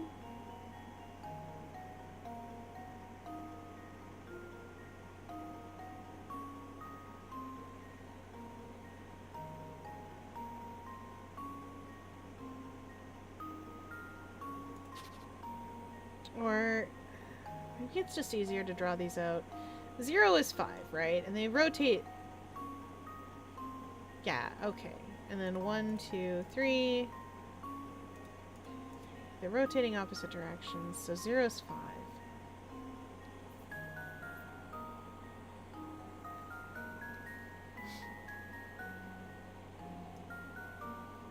Let's just mark them in. 0 is 5.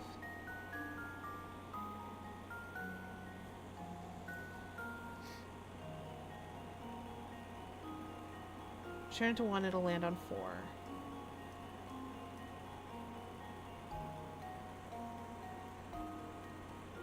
Two, and it'll land on 3.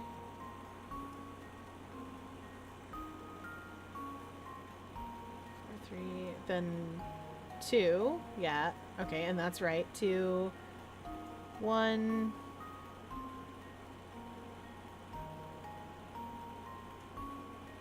This one should be 0, which it is.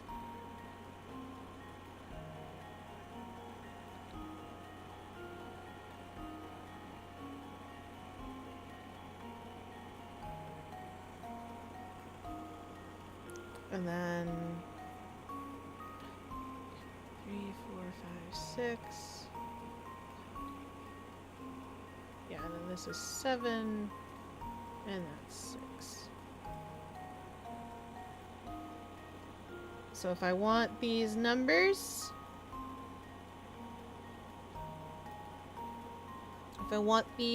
up here, 3, 6, 4, 1, I have to dial 2, 7,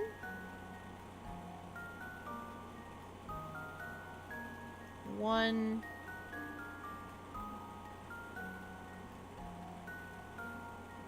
and 4.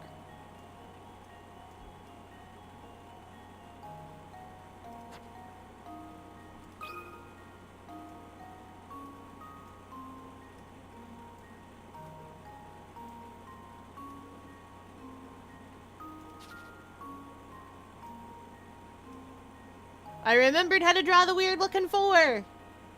Chad, I draw my 4s open at the top, usually. The sailboat 4 makes me confused. I'm literally looking at it up there. I forgot, but I didn't... And now to test my theory. Huh. Wonderful. Ooh, a new beast! What did you get? And good art. Yes. Yes, Val's got good art. Val's got good art. Oh, I like that. It's coming along. You'll get there. Doesn't have to be what her cage looks like. Actually, until the moment something happens to Cupid. Oh no!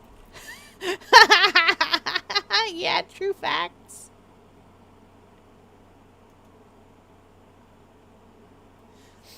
Mini Lunar Shepherd. Oh! Cute.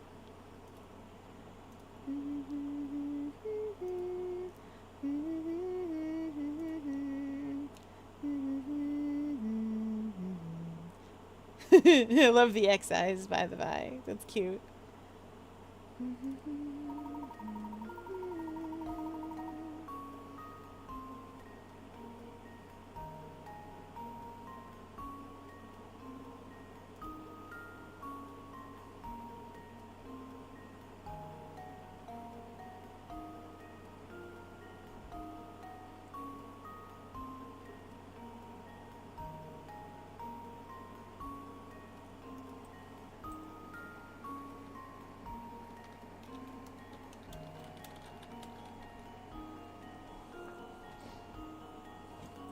Okay. That was tough. It did show the chart method, which is kind of what I did. Well, that one was no picnic. Thanks, Luke. It was. I know that math puzzle. Jackpot! Hamster! Stop that. I would have searched that space anyway. There are many spaces where there should be puzzles. Anyway, we're in a mine now.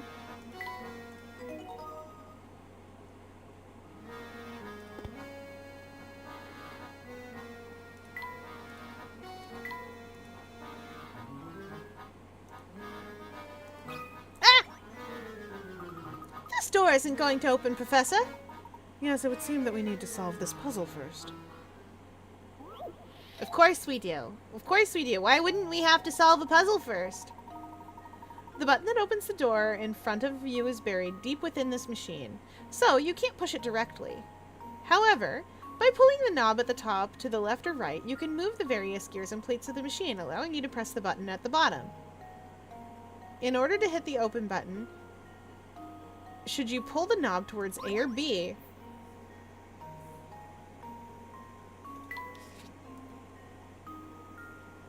okay. This gear spins that way. If we pull it towards B,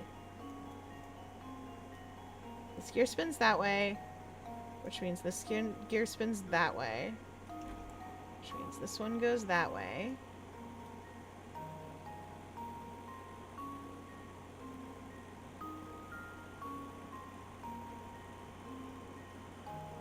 Which means this goes like that. This goes this way. Which means this gear goes this way.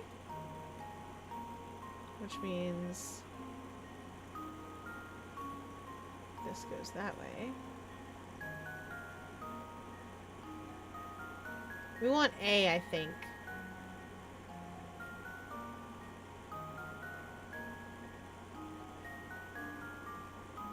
Unless...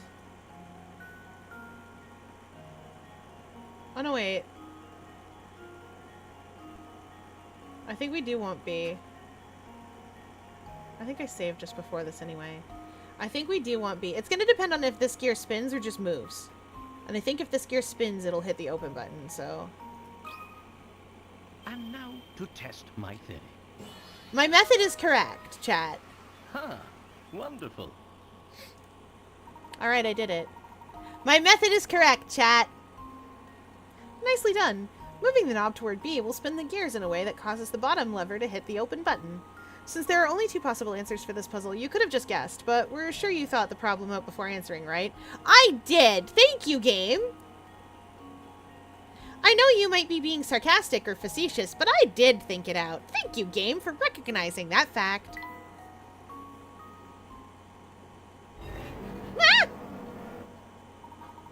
Excellent. The door is open now. Let's proceed on.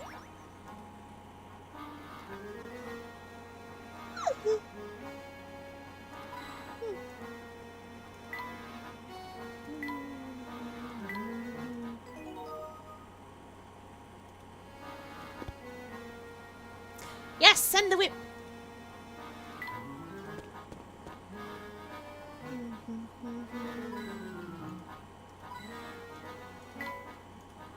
Pickaxe covered in dust. It's easy to lose your footing in this gloom. I'll bet it is. Oh, I'll tell you a fun trick, chat. I'll tell you a fun trick. If you are in a dark and you cannot see with your eyeballs and you feel like you will fall over, that is because your brain is silly and it needs light to see, so it's trying to, like, account for that. And it's trying to find where the ground is, but it can't. So, what you do is you close your eyes. And then your brain doesn't expect to see anything anyway. So it stops trying to find the ground for you and starts trying to, like, balance you in other ways. Ooh, golly. Wait, no, I wanted to go back. I didn't realize that would open. I saw this picture on the wall and went, wow, that sure is a puzzle. I thought it would make me open it. Look, there's something on the wall here. That is most certainly a puzzle. Let's take a closer look, shall we? Yes, do that. Do let's, fellas. All the doors in the maze below only open in one direction. Each door can be opened by pushing from the direction shown below. But when approached from the opposite direction, no amount of pulling or pushing will open it. If you tried to go through the whole maze from the start and pass through every room, you'd never make it to the exit. However, this feat would be possible if one of the doors could open in the opposite direction. Can you find and circle the door? Nemo.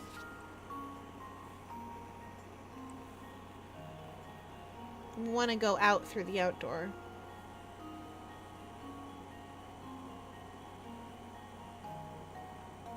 So we can go through here.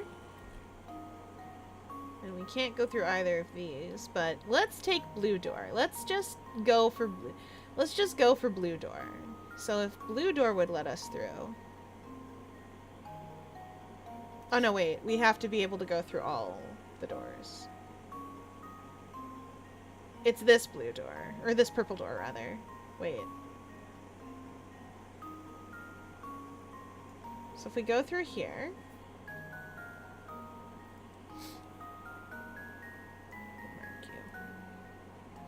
and we go through here... oh, we can't go up through there. It's only one door. Oh, I was thinking to go like this. So where can we go from here? Wait, am I doing this right? Am I opening these in the right direction?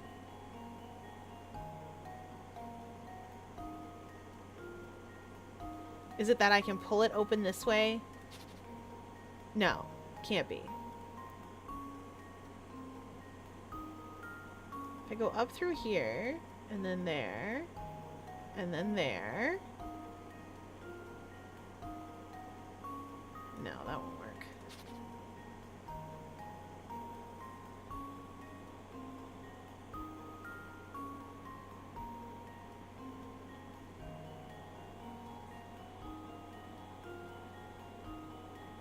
What about like this?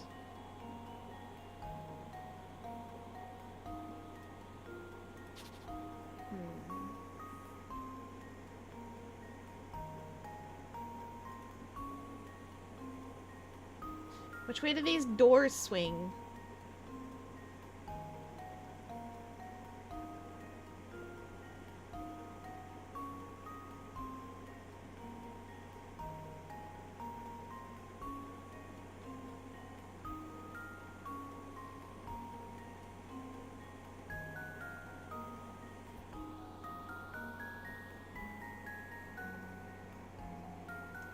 Let's go up here.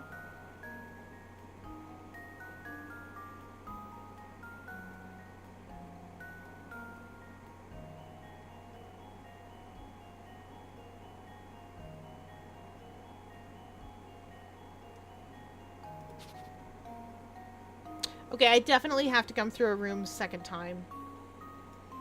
If I go up through here and then come down...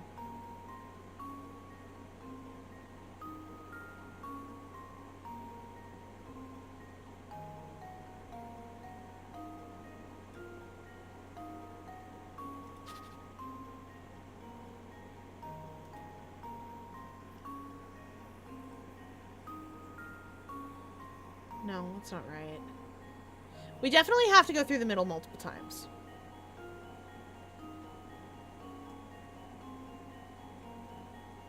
Well, let's go back to my initial blue door.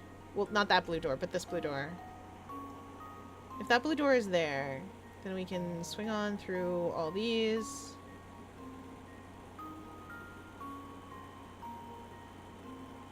And then this will be open in the other way. No, that's not right. But I think I'm onto something. Go up like that. Oops. And then around. Down, down, out. Oh yeah, and this would be open. So then... Yeah, and then we could just follow the path out. It'd be annoying. But it's this door.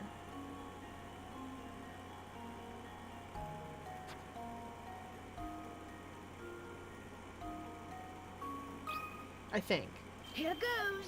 Unless I have to go through there without passing through one twice, but Maiden's apprentice never mind. strikes again. I'm a wizard! You did it! You have to pass through every room on the way to the exit to solve this puzzle, but no one ever said you can't pass through the same room twice. That's true. I was trying to do it by passing through all of them. I finally solved it! Still, it's odd, Professor. Why would someone go to the trouble of placing a puzzle down here? Perhaps the miners made puzzles to pass the time between shifts as they worked in the mine. Leighton, the minute my shift in a mine is over, I'm gone. I'm out of here. Just boot her. I don't think you know how mining works, sir. Oh, I got an old diary key.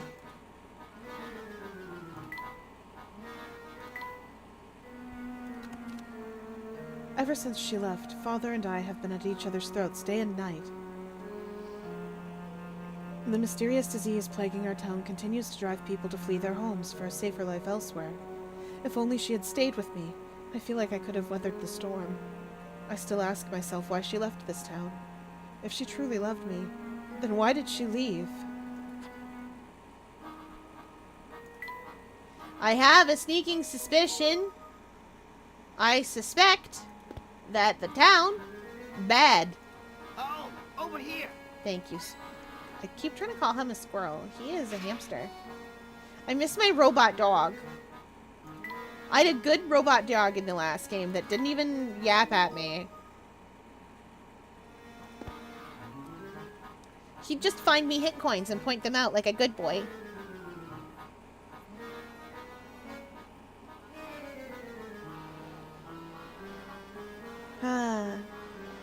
Wish that I could affirmative. People tell me what to do and I just roll along. But inside my metal head I'm singing my song. Treacherous compliance, what have you done to me? I'm the shadow of a canine. Blah. I know that. I know those lines. Ah, well, that's from a song called Canine's Lament. It's real good. It's a Doctor Who song. But just know, robot dog. What could this switch be for? I don't know, Luke. What could it be for? Treacherous compliance, what have you done to me? I'm the... What is it? There's a line there. I'm the shadow of a... something of the canine I should be.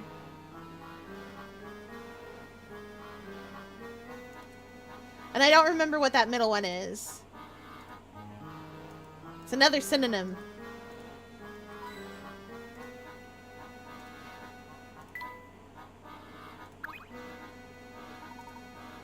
We'll need to get this lift running again if we want to head further into the mine. But how to do that? Aha! I see some severed wires over here. I bet they're the reason the lift isn't moving. Let's see. Yes, go ahead and reconnect them, Luke. That should fix our problem. A fraction of a shadow. Yes, you're right. Treacherous compliance, what have you done to me? I'm a fraction of the shadow of the canine I could be. I see other dogs in the park, chasing sticks and digging bones. Never hesitant, I've never felt so alone. I love that song. Oh yeah, fun fact about Canine. So Canine is a robot. He's a robot dog. He's quite large. Because he's on set for like a 1960s TV series, 60s and 70s. Actually, they did kind of make it into the 80s. Anyway, never mind. He's on set for Doctor Who, in the olden days, old Who. And he's very big and very heavy. So anytime they have to put Canine on something that is like upstairs, now K9 can hover. The real robot prop they used could not. So what they would do, because it was big and heavy, is they would take it apart piece by piece and then put it back together on the top part that they needed it on. So anytime you see K9 roll up in a place that is up from everybody else, just know that everybody had to wait patiently for that dog to be unbuilt and then rebuilt upstairs. And that makes me happy in a way I can't quite communicate. I think it's cute. I'm glad they did it. It wasn't like Alf and the bajillion trapdoors that was just murderous for the poor people who had to play up against Alf. Oh, elevator switch time. Oh no!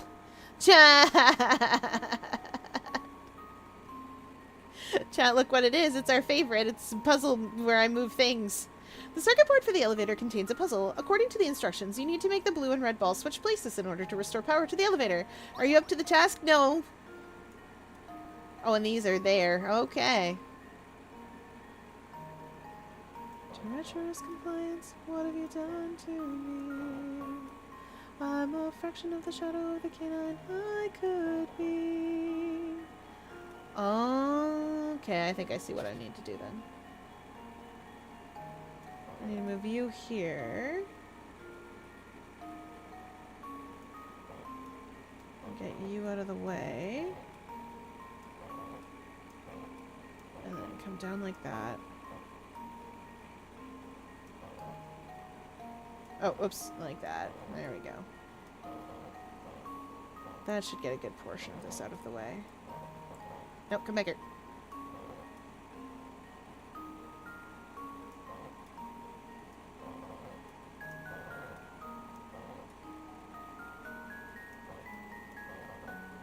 Okay. Then I should be able to do that.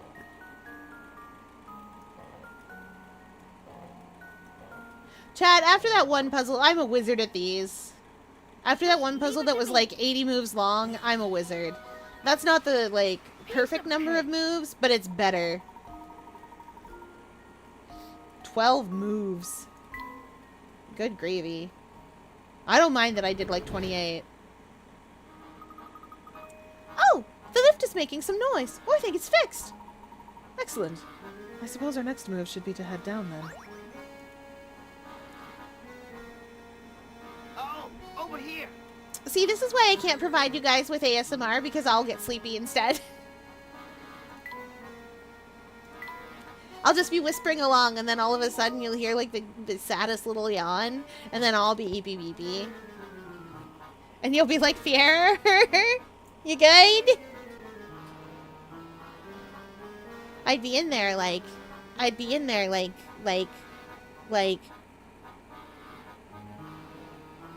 don't know. Listen, whispering is hard. Sometimes you just need to whisper directly into people's brains instead.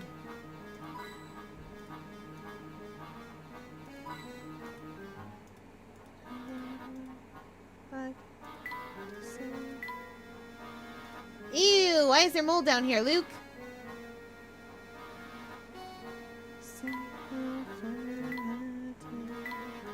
People tell me what to do and I just roll along. That's definitely going to be a puzzle. What do you think, Luke? Could the safe hold some of the journals that Grinko mentioned? Well, we won't know until we open it. But how do we open it? The lock is rather complicated. Let me see if I can decipher the code. Layton! Sir! Oh! Mastermind! I love Mastermind! Find the 4-number code that opens the safe. You can use the number 0 through 5 in your answer, but each number can only be used once. The small lights next to each row of numbers are key to finding the code, as they tell you how much in common each row has with the final code. Each white light indicates that a number that matches 1 in the code, but is in a different place within the sequence, and an orange light indicates a number that is in the code and in its correct spot. Tap the numbers at the bottom to enter the code. Okay, so for those of you that don't know, this works like a game called Mastermind. What Mastermind did was it gave you 10 tries to discover a 4-digit code. And your opponent in Mastermind would put the 4-digit code under a little covered slot at the end. And your job was to discover the code, and it works exactly the same way as I described here. So, this indicates that 2 numbers are correct, and 2 numbers are in their correct slots. Now, usually when you see something like this, it means that all 4 numbers are correct, 2 are in the right places, but 2 are not. So, our numbers that we have to work with are 4, 1, 5, and 0. There are some versions of Mastermind, which I hate, that insist that you put white pegs for any number that is correct and red pegs for any number that is in the correct place. So if all 4 of these were right, you would see 2 more white pegs. But I don't think that's what this is describing, especially because this one shows me 2 numbers in their correct space and 1 number that is correct and 1 number that is not. 3 is not in this. There are no 3s in this. That means there are also no 2s. 2's not in it either. So 2 of these numbers are in their correct places. No 3s.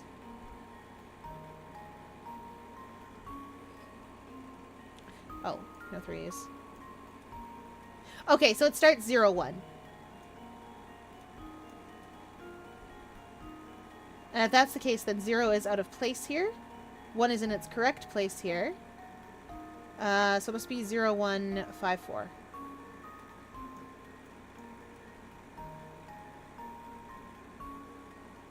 Yeah, because 5 and 1 are swapped here. And something is in the right place, so it must be 4. Yeah, okay, code 0, 1, 5, 4.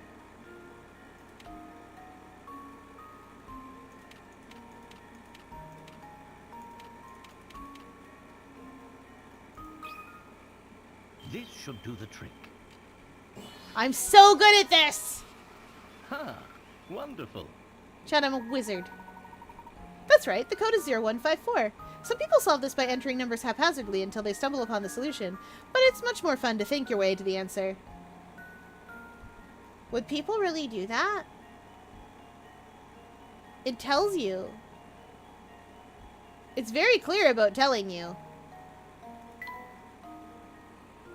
I guess they would. I've blind solved puzzles like that before. That did the trick. Yay! Have a look at this, Professor! Ah, this looks like a worker's journal. This is just the thing we've been looking for, Luke. Perhaps it can shed some light as to what transpired here. Let's see what it says. We dug up some funny mineral that I'd never seen before here in the Duke's gold deposit. He's sure the ore can be refined into some other kind of precious metal. Personally, I feel like there's something sinister about this stuff. Not that the Duke cares one bit. He'll have his way, and we'll keep digging. I bet my life on that. The elevator system is perfectly normal and fine, right? Right. Definitely. Totes.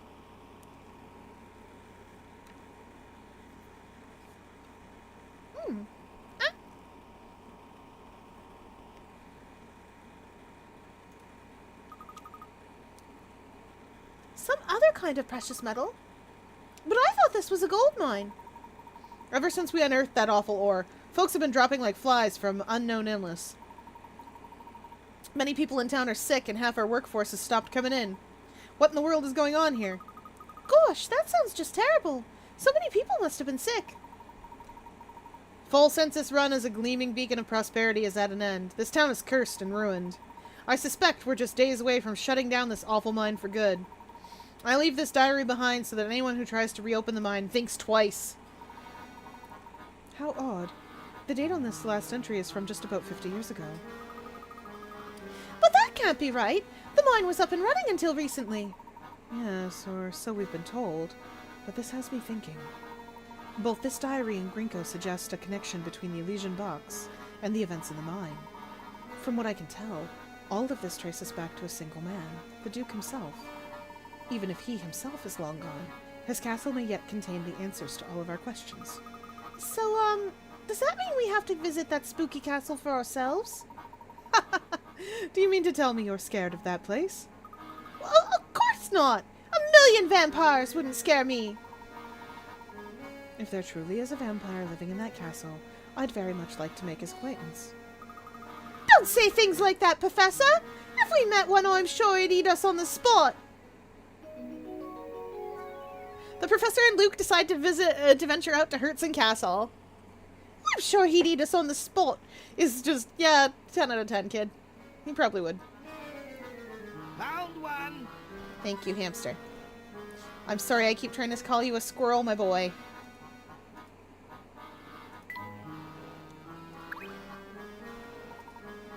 I believe we've retrieved the records we came for. Let's take our leave now. But what's this? The lift is out of service again. I say, this won't do. Oh, but look here. There's a set of buttons built into the wall. Surely one of these buttons will send the lift back up. But they're disconnected. Again! Is it a slide puzzle? Oh, no. So much worse. The wires connecting the elevator to the button controlling it have somehow been severed. However, if you can connect the positive and negative wires on the top to the wires carrying the same charge below, you can fix the elevator. To do this, you need to draw lines between the set of X-shaped terminals. Oh, these guys, okay. Draw 2 lines to connect each positive and each negative terminal to its counterpart and get the elevator running again. Nemo.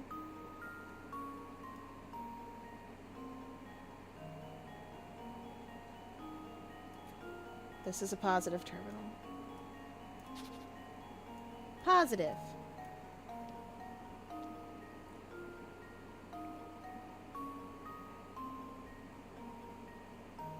Kind of scrunched, but this is a negative terminal. Well, where do the other wires go?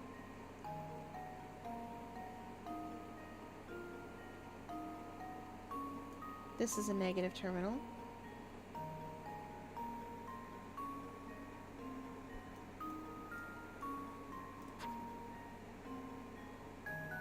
Oh, they just don't go anywhere. Negative to negative.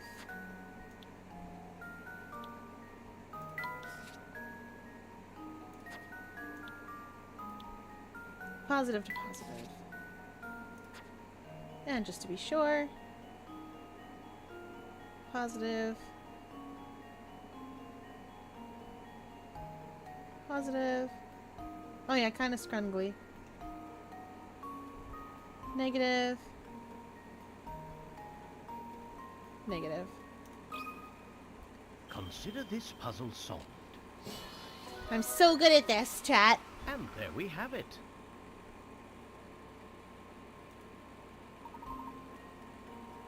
We're back in business. The elevator's working again. So good at this. The buttons appear to be working. We should be able to leave the mine now.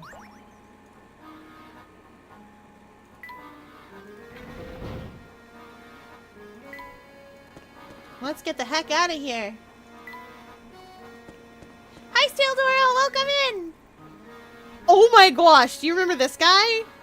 Chad, our lost tourist, is back again. Do you remember him from Curious Village? This man is very lost. Hola, friend-san.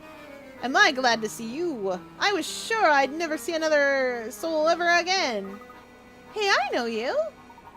I was traveling El Mundo, and last thing I remember, I was on transito to Egypt. Tell me, Bitta, how long ago were these fine pyramids built? Sorry, sir, you're not in Egypt. Do you remember how you got here? I haven't the foggiest, senor. Un minuto, I'm heading for Africa. The next minuto, I'm down here. With no one around, I started poking at this thing to pass the time, and I think I broke it. Ah, yeah! Help me fix it, s'il vous plaît. What's bro doing down here? Speaking 400 different languages. Oh, knowing Spanish while listening to this is hell. Oh, I know, right? He has a bunch of different languages. Bitte is German, that's please. S'il vous plaît is also please, but that's French. Like, this man does not know languages. Or more accurately, it's probably that he's got pleasantries in a bunch of different languages, as travelers often do. Where you know, like, where you'll go in and you'll be like, Hola, ¿cómo estás? cerveza? And, like, that's the extent of your knowledge of Spanish, which is, hi, how are you? Beer? Please? Like, por favor, please?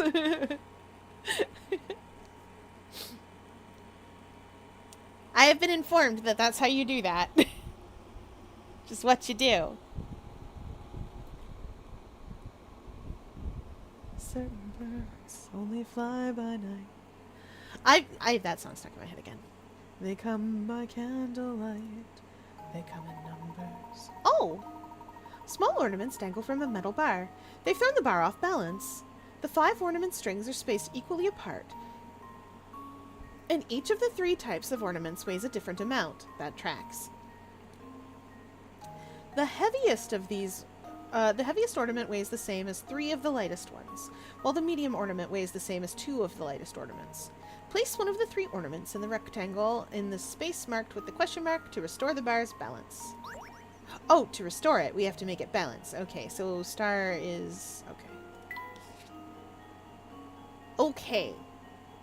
So, we've got 3 moons and 2 circles, and that equals this. Wait.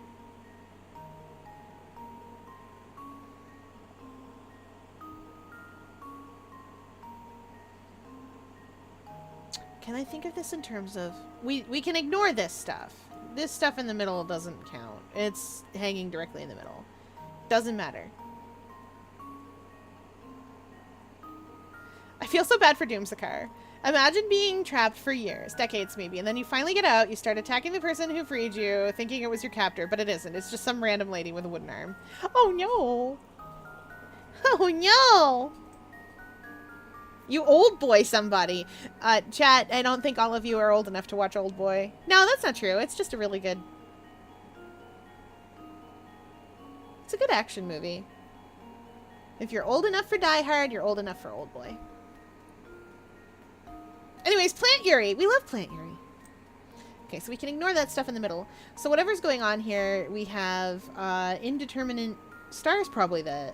Is Star the heaviest? No, it must be the lightest.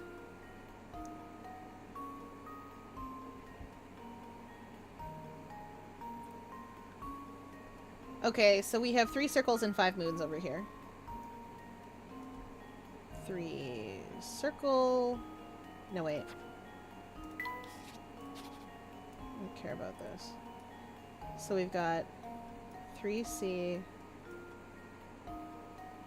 plus 5M equals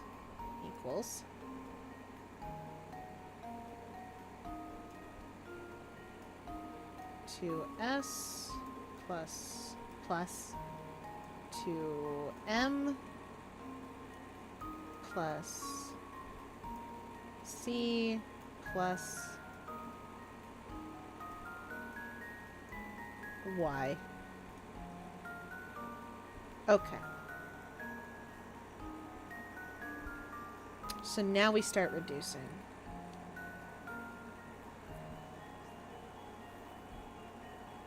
So we've got 2C plus 3M equals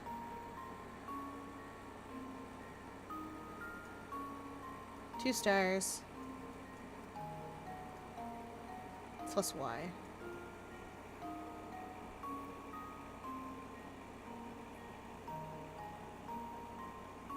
Two circles plus 3 moons equals 2 stars plus Y.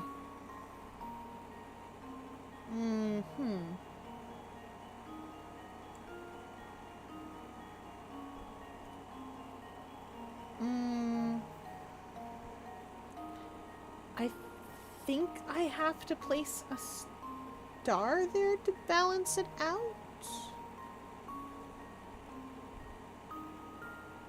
But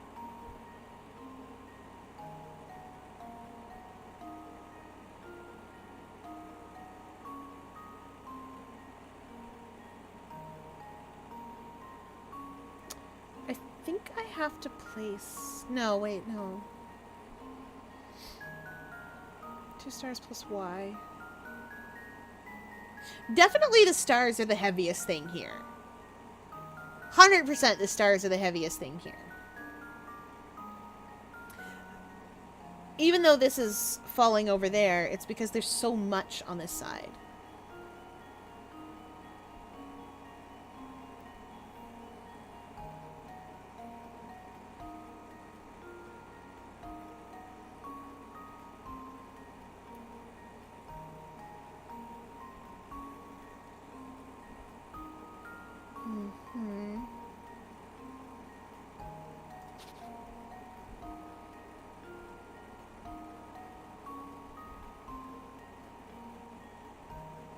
Oh! Oh, and we can figure it out here too. Because we have a star here, right? A moon and a circle and a moon. And that doesn't seem like it's... And if we take a moon, a circle, and a moon, then a star must equal a circle and a moon. And if a star equals a circle and a moon, then it is the heaviest object.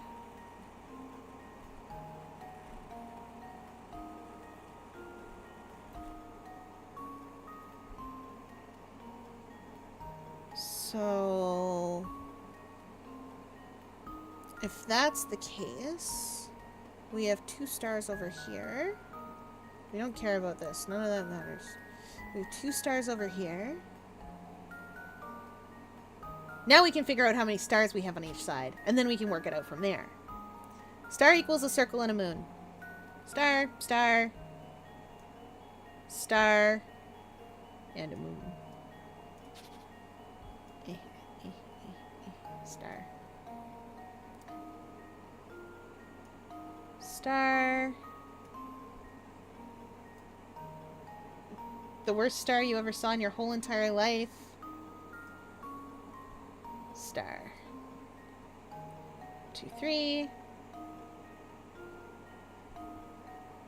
It's a moon. We gotta put a moon in there.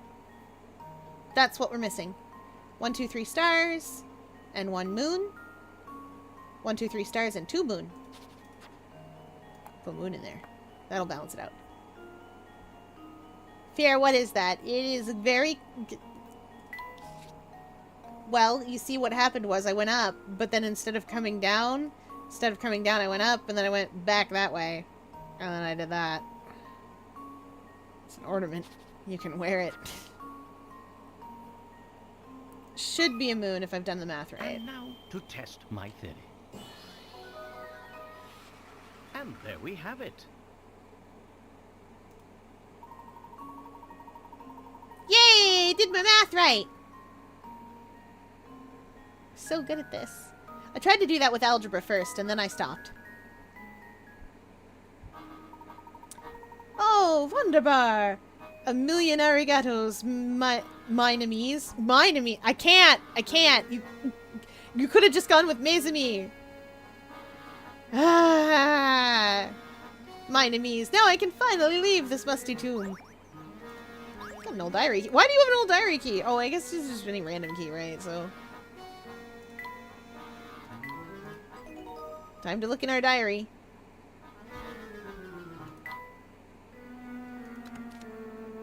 My father fell ill from that sickness and has passed on. I also heard that many of the people who left Folsens have formed a small village, a safe distance from town. I imagine she lives there now, too. I've decided to send her a letter. As Duke, I can't leave town, but I've entrusted my message with a man who is passing through town. Now all I can do is wait for her reply. Oh, that'll be the mailman. We saw him earlier. He gets to Folsens.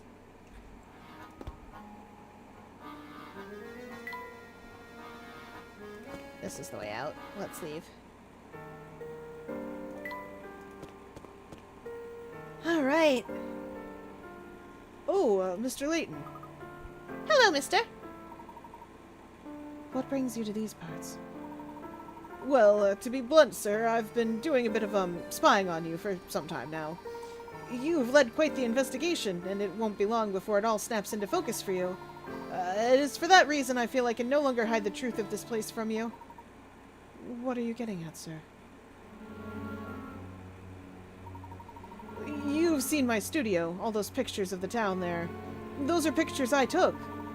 The ones of the station are my work as well. Those photographs have held my interest for some time now. Well, as they should, Mr. Layton. Do you remember our last meeting in my shop? You pointed out a certain strange phenomenon occurring in photos taken within Folson's. Yes. Just one curiosity among the many we've seen in this town. It feels as though the whole of Folson's conspires to keep a secret hidden from us. Your feeling is right, sir. You see, Folson's is a cursed town. Cursed? To call it such may seem base, but I assure you, this town's past is the very definition of the word. Perhaps the curse is a punishment we are meant to endure for the great mistakes of our past. But all nightmares eventually end, and I feel it won't be long now before we awaken. Huh? I encourage you to head to that castle in the distance and meet with Duke Anton. Is this Anton the eldest son of the previous Duke? He is. Duke Anton has presided over Herzen Castle since his father's passing some time ago. I served the Herzen family until that day 50 years ago when I left it all behind and fled. I don't think Anton will ever forgive me, you see. He's a man who abhors betrayal above all else. What transpired 50 years ago? The answers to all your questions can be found at the castle. I urge you to head there. Perhaps a voice of reason like yours might persuade Duke Anton to listen. If you believe it will settle the matter, we'll visit the castle. Yes, see with your own eyes what's become of this town. Perhaps then we'll finally reach the end of this dark tunnel we've been traveling through. I believe our destination has chosen us this time. You know where we must go next, don't you? Well, the people we've talked to are scared to death of the vampire they say is living up in that castle. And that chat with the photographer only raises more questions. What happened 50 years ago? And what the heck is going on in that castle? Almost overnight, the Herzen family became incredibly wealthy when they discovered that gold claim. If we can understand the story behind that, our questions about the Elysian box will be answered. But how are we going to get into the castle, Professor? I don't think it's the kind of place we can just waltz into. I thought by now you'd know exactly how to get in, Luke. What do you mean? The carriage tracks we saw on the road to the castle were still very fresh. It would seem that the carriage is bringing something to the castle every day. We need only follow the carriage and find our way to the castle. Oh, of course! That carriage is our ticket in. Now you've got the picture. I'm ready to go whenever you are, Professor. Just lead the way. The symbol is actually a crest belonging to the family who once ruled Folsense. That's the goat emblem. The Hertzens. It's clear that the Herzen family and the Elysian box are deeply connected to each other.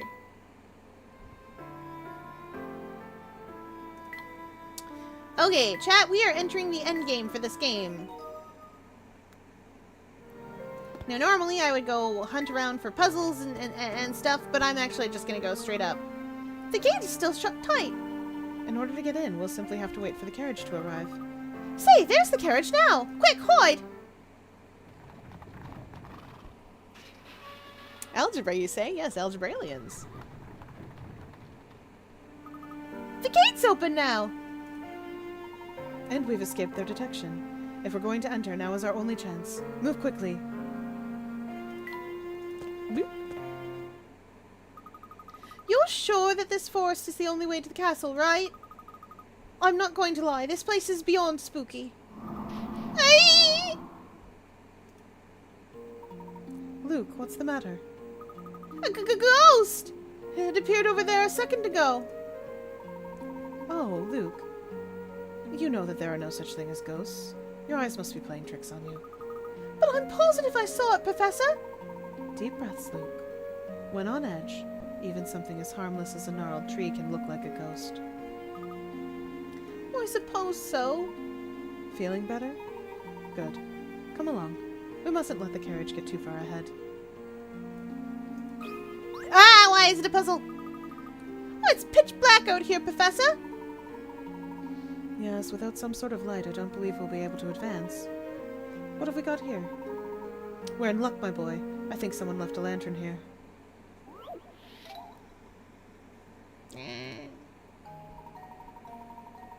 Use the lamps to light up the dark forest paths. For each lamp, assume its light reaches to the end of any straight road. Use the fewest lamps possible to light all the paths. So where should the lamps go?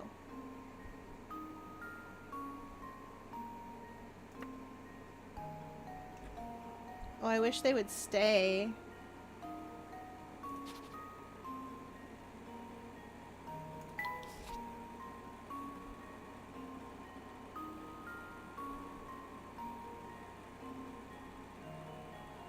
If I put one here, it will light that, that, that, that, all the way up there.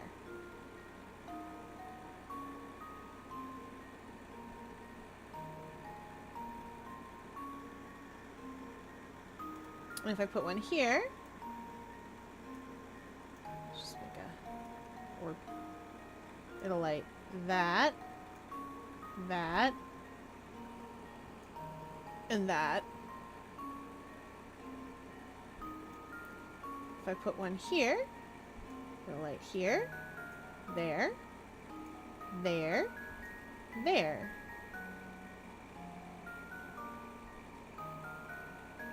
Oh, and all the way over here. And if I put one here, it'll light everything else. So one here, here, here,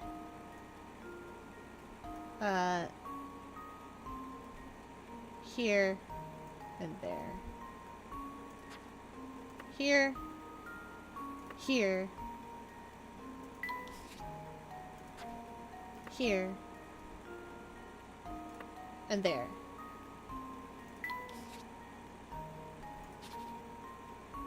And just to be sure, it's all of that, this, that, that, that, that, there, there, all the way down there, all the way across.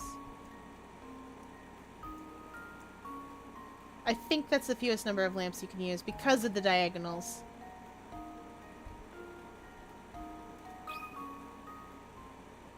And now to test my theory. And there we have it. It's literally because of the diagonals that it has to be organized that way. Otherwise, you could do it a little differently. Good job. The paths were creepy, but that was just because of the dark, right? Fun fact, did you know Doomsakar's boss theme is called Caged by the Dead? I love that. I bet it does. I bet it's amazing. I bet it slaps. Aha! Now we've got a light! Curious though, isn't it? Who would leave a perfectly good lantern out here? I can't imagine someone simply forgot it here. It's almost like someone is leaving a trail for us.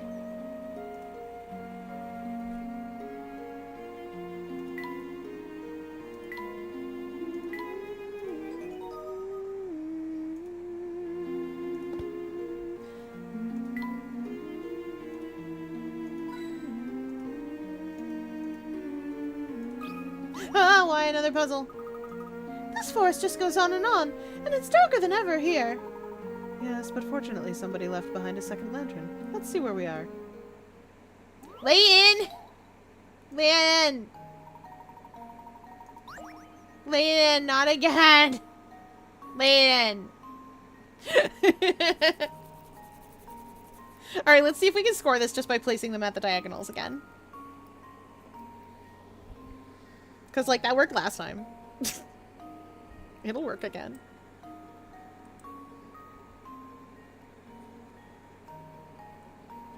Mimo.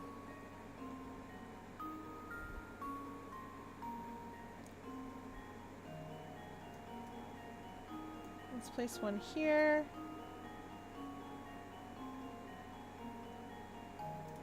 No. One here. One here. One there. And let's see what kind of coverage we have.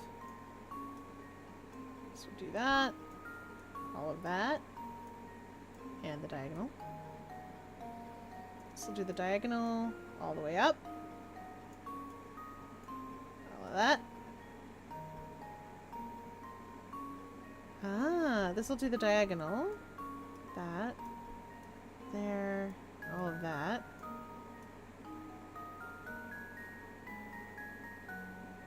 So if we place a lantern here, that will do this. That. All of that. And I believe we need a lantern at the corner here. Do all of that. And then all of this.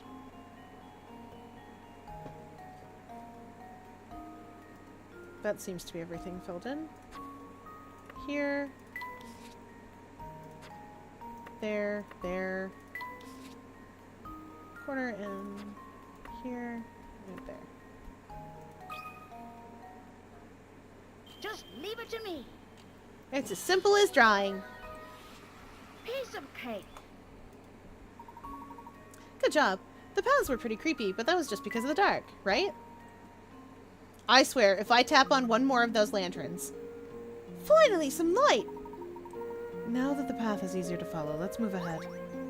I swear, if I tap one of those lights, if I tap another of those lights and I get another light puzzle... Chat? I know it's almost time, but if I tap one of these and get another light puzzle, I'm gonna be apoplectic. I wouldn't actually be that angry. Fun fact, that's what apoplectic is. It's when you're super, super mad. Oh, okay. We hydrate his chat demands.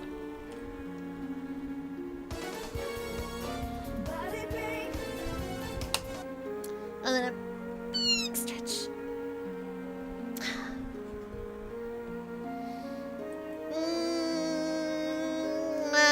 Let's do some obliques.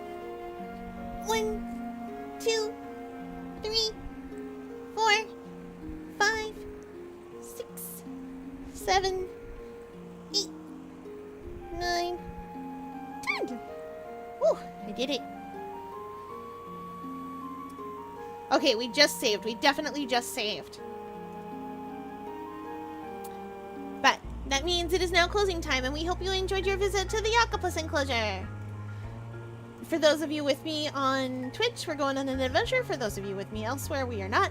Well, you can come, but you gotta come over here. Where are we off to? Who are we off to go and visit?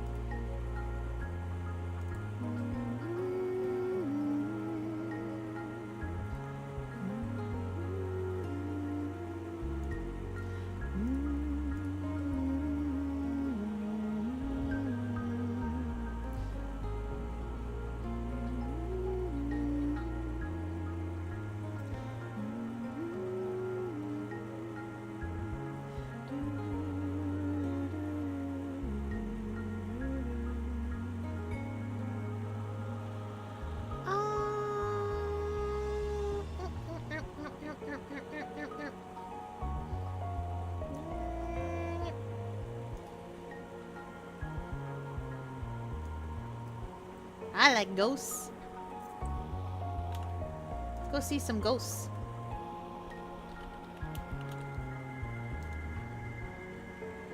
Alright, that is it for tonight, everybody. I will see you all tomorrow. Tomorrow's Wednesday. What do I play on Wednesday, guys? I forgot. Psychonauts. We'll actually play Psychonauts tomorrow. Congratulations, chat. We're actually gonna do it.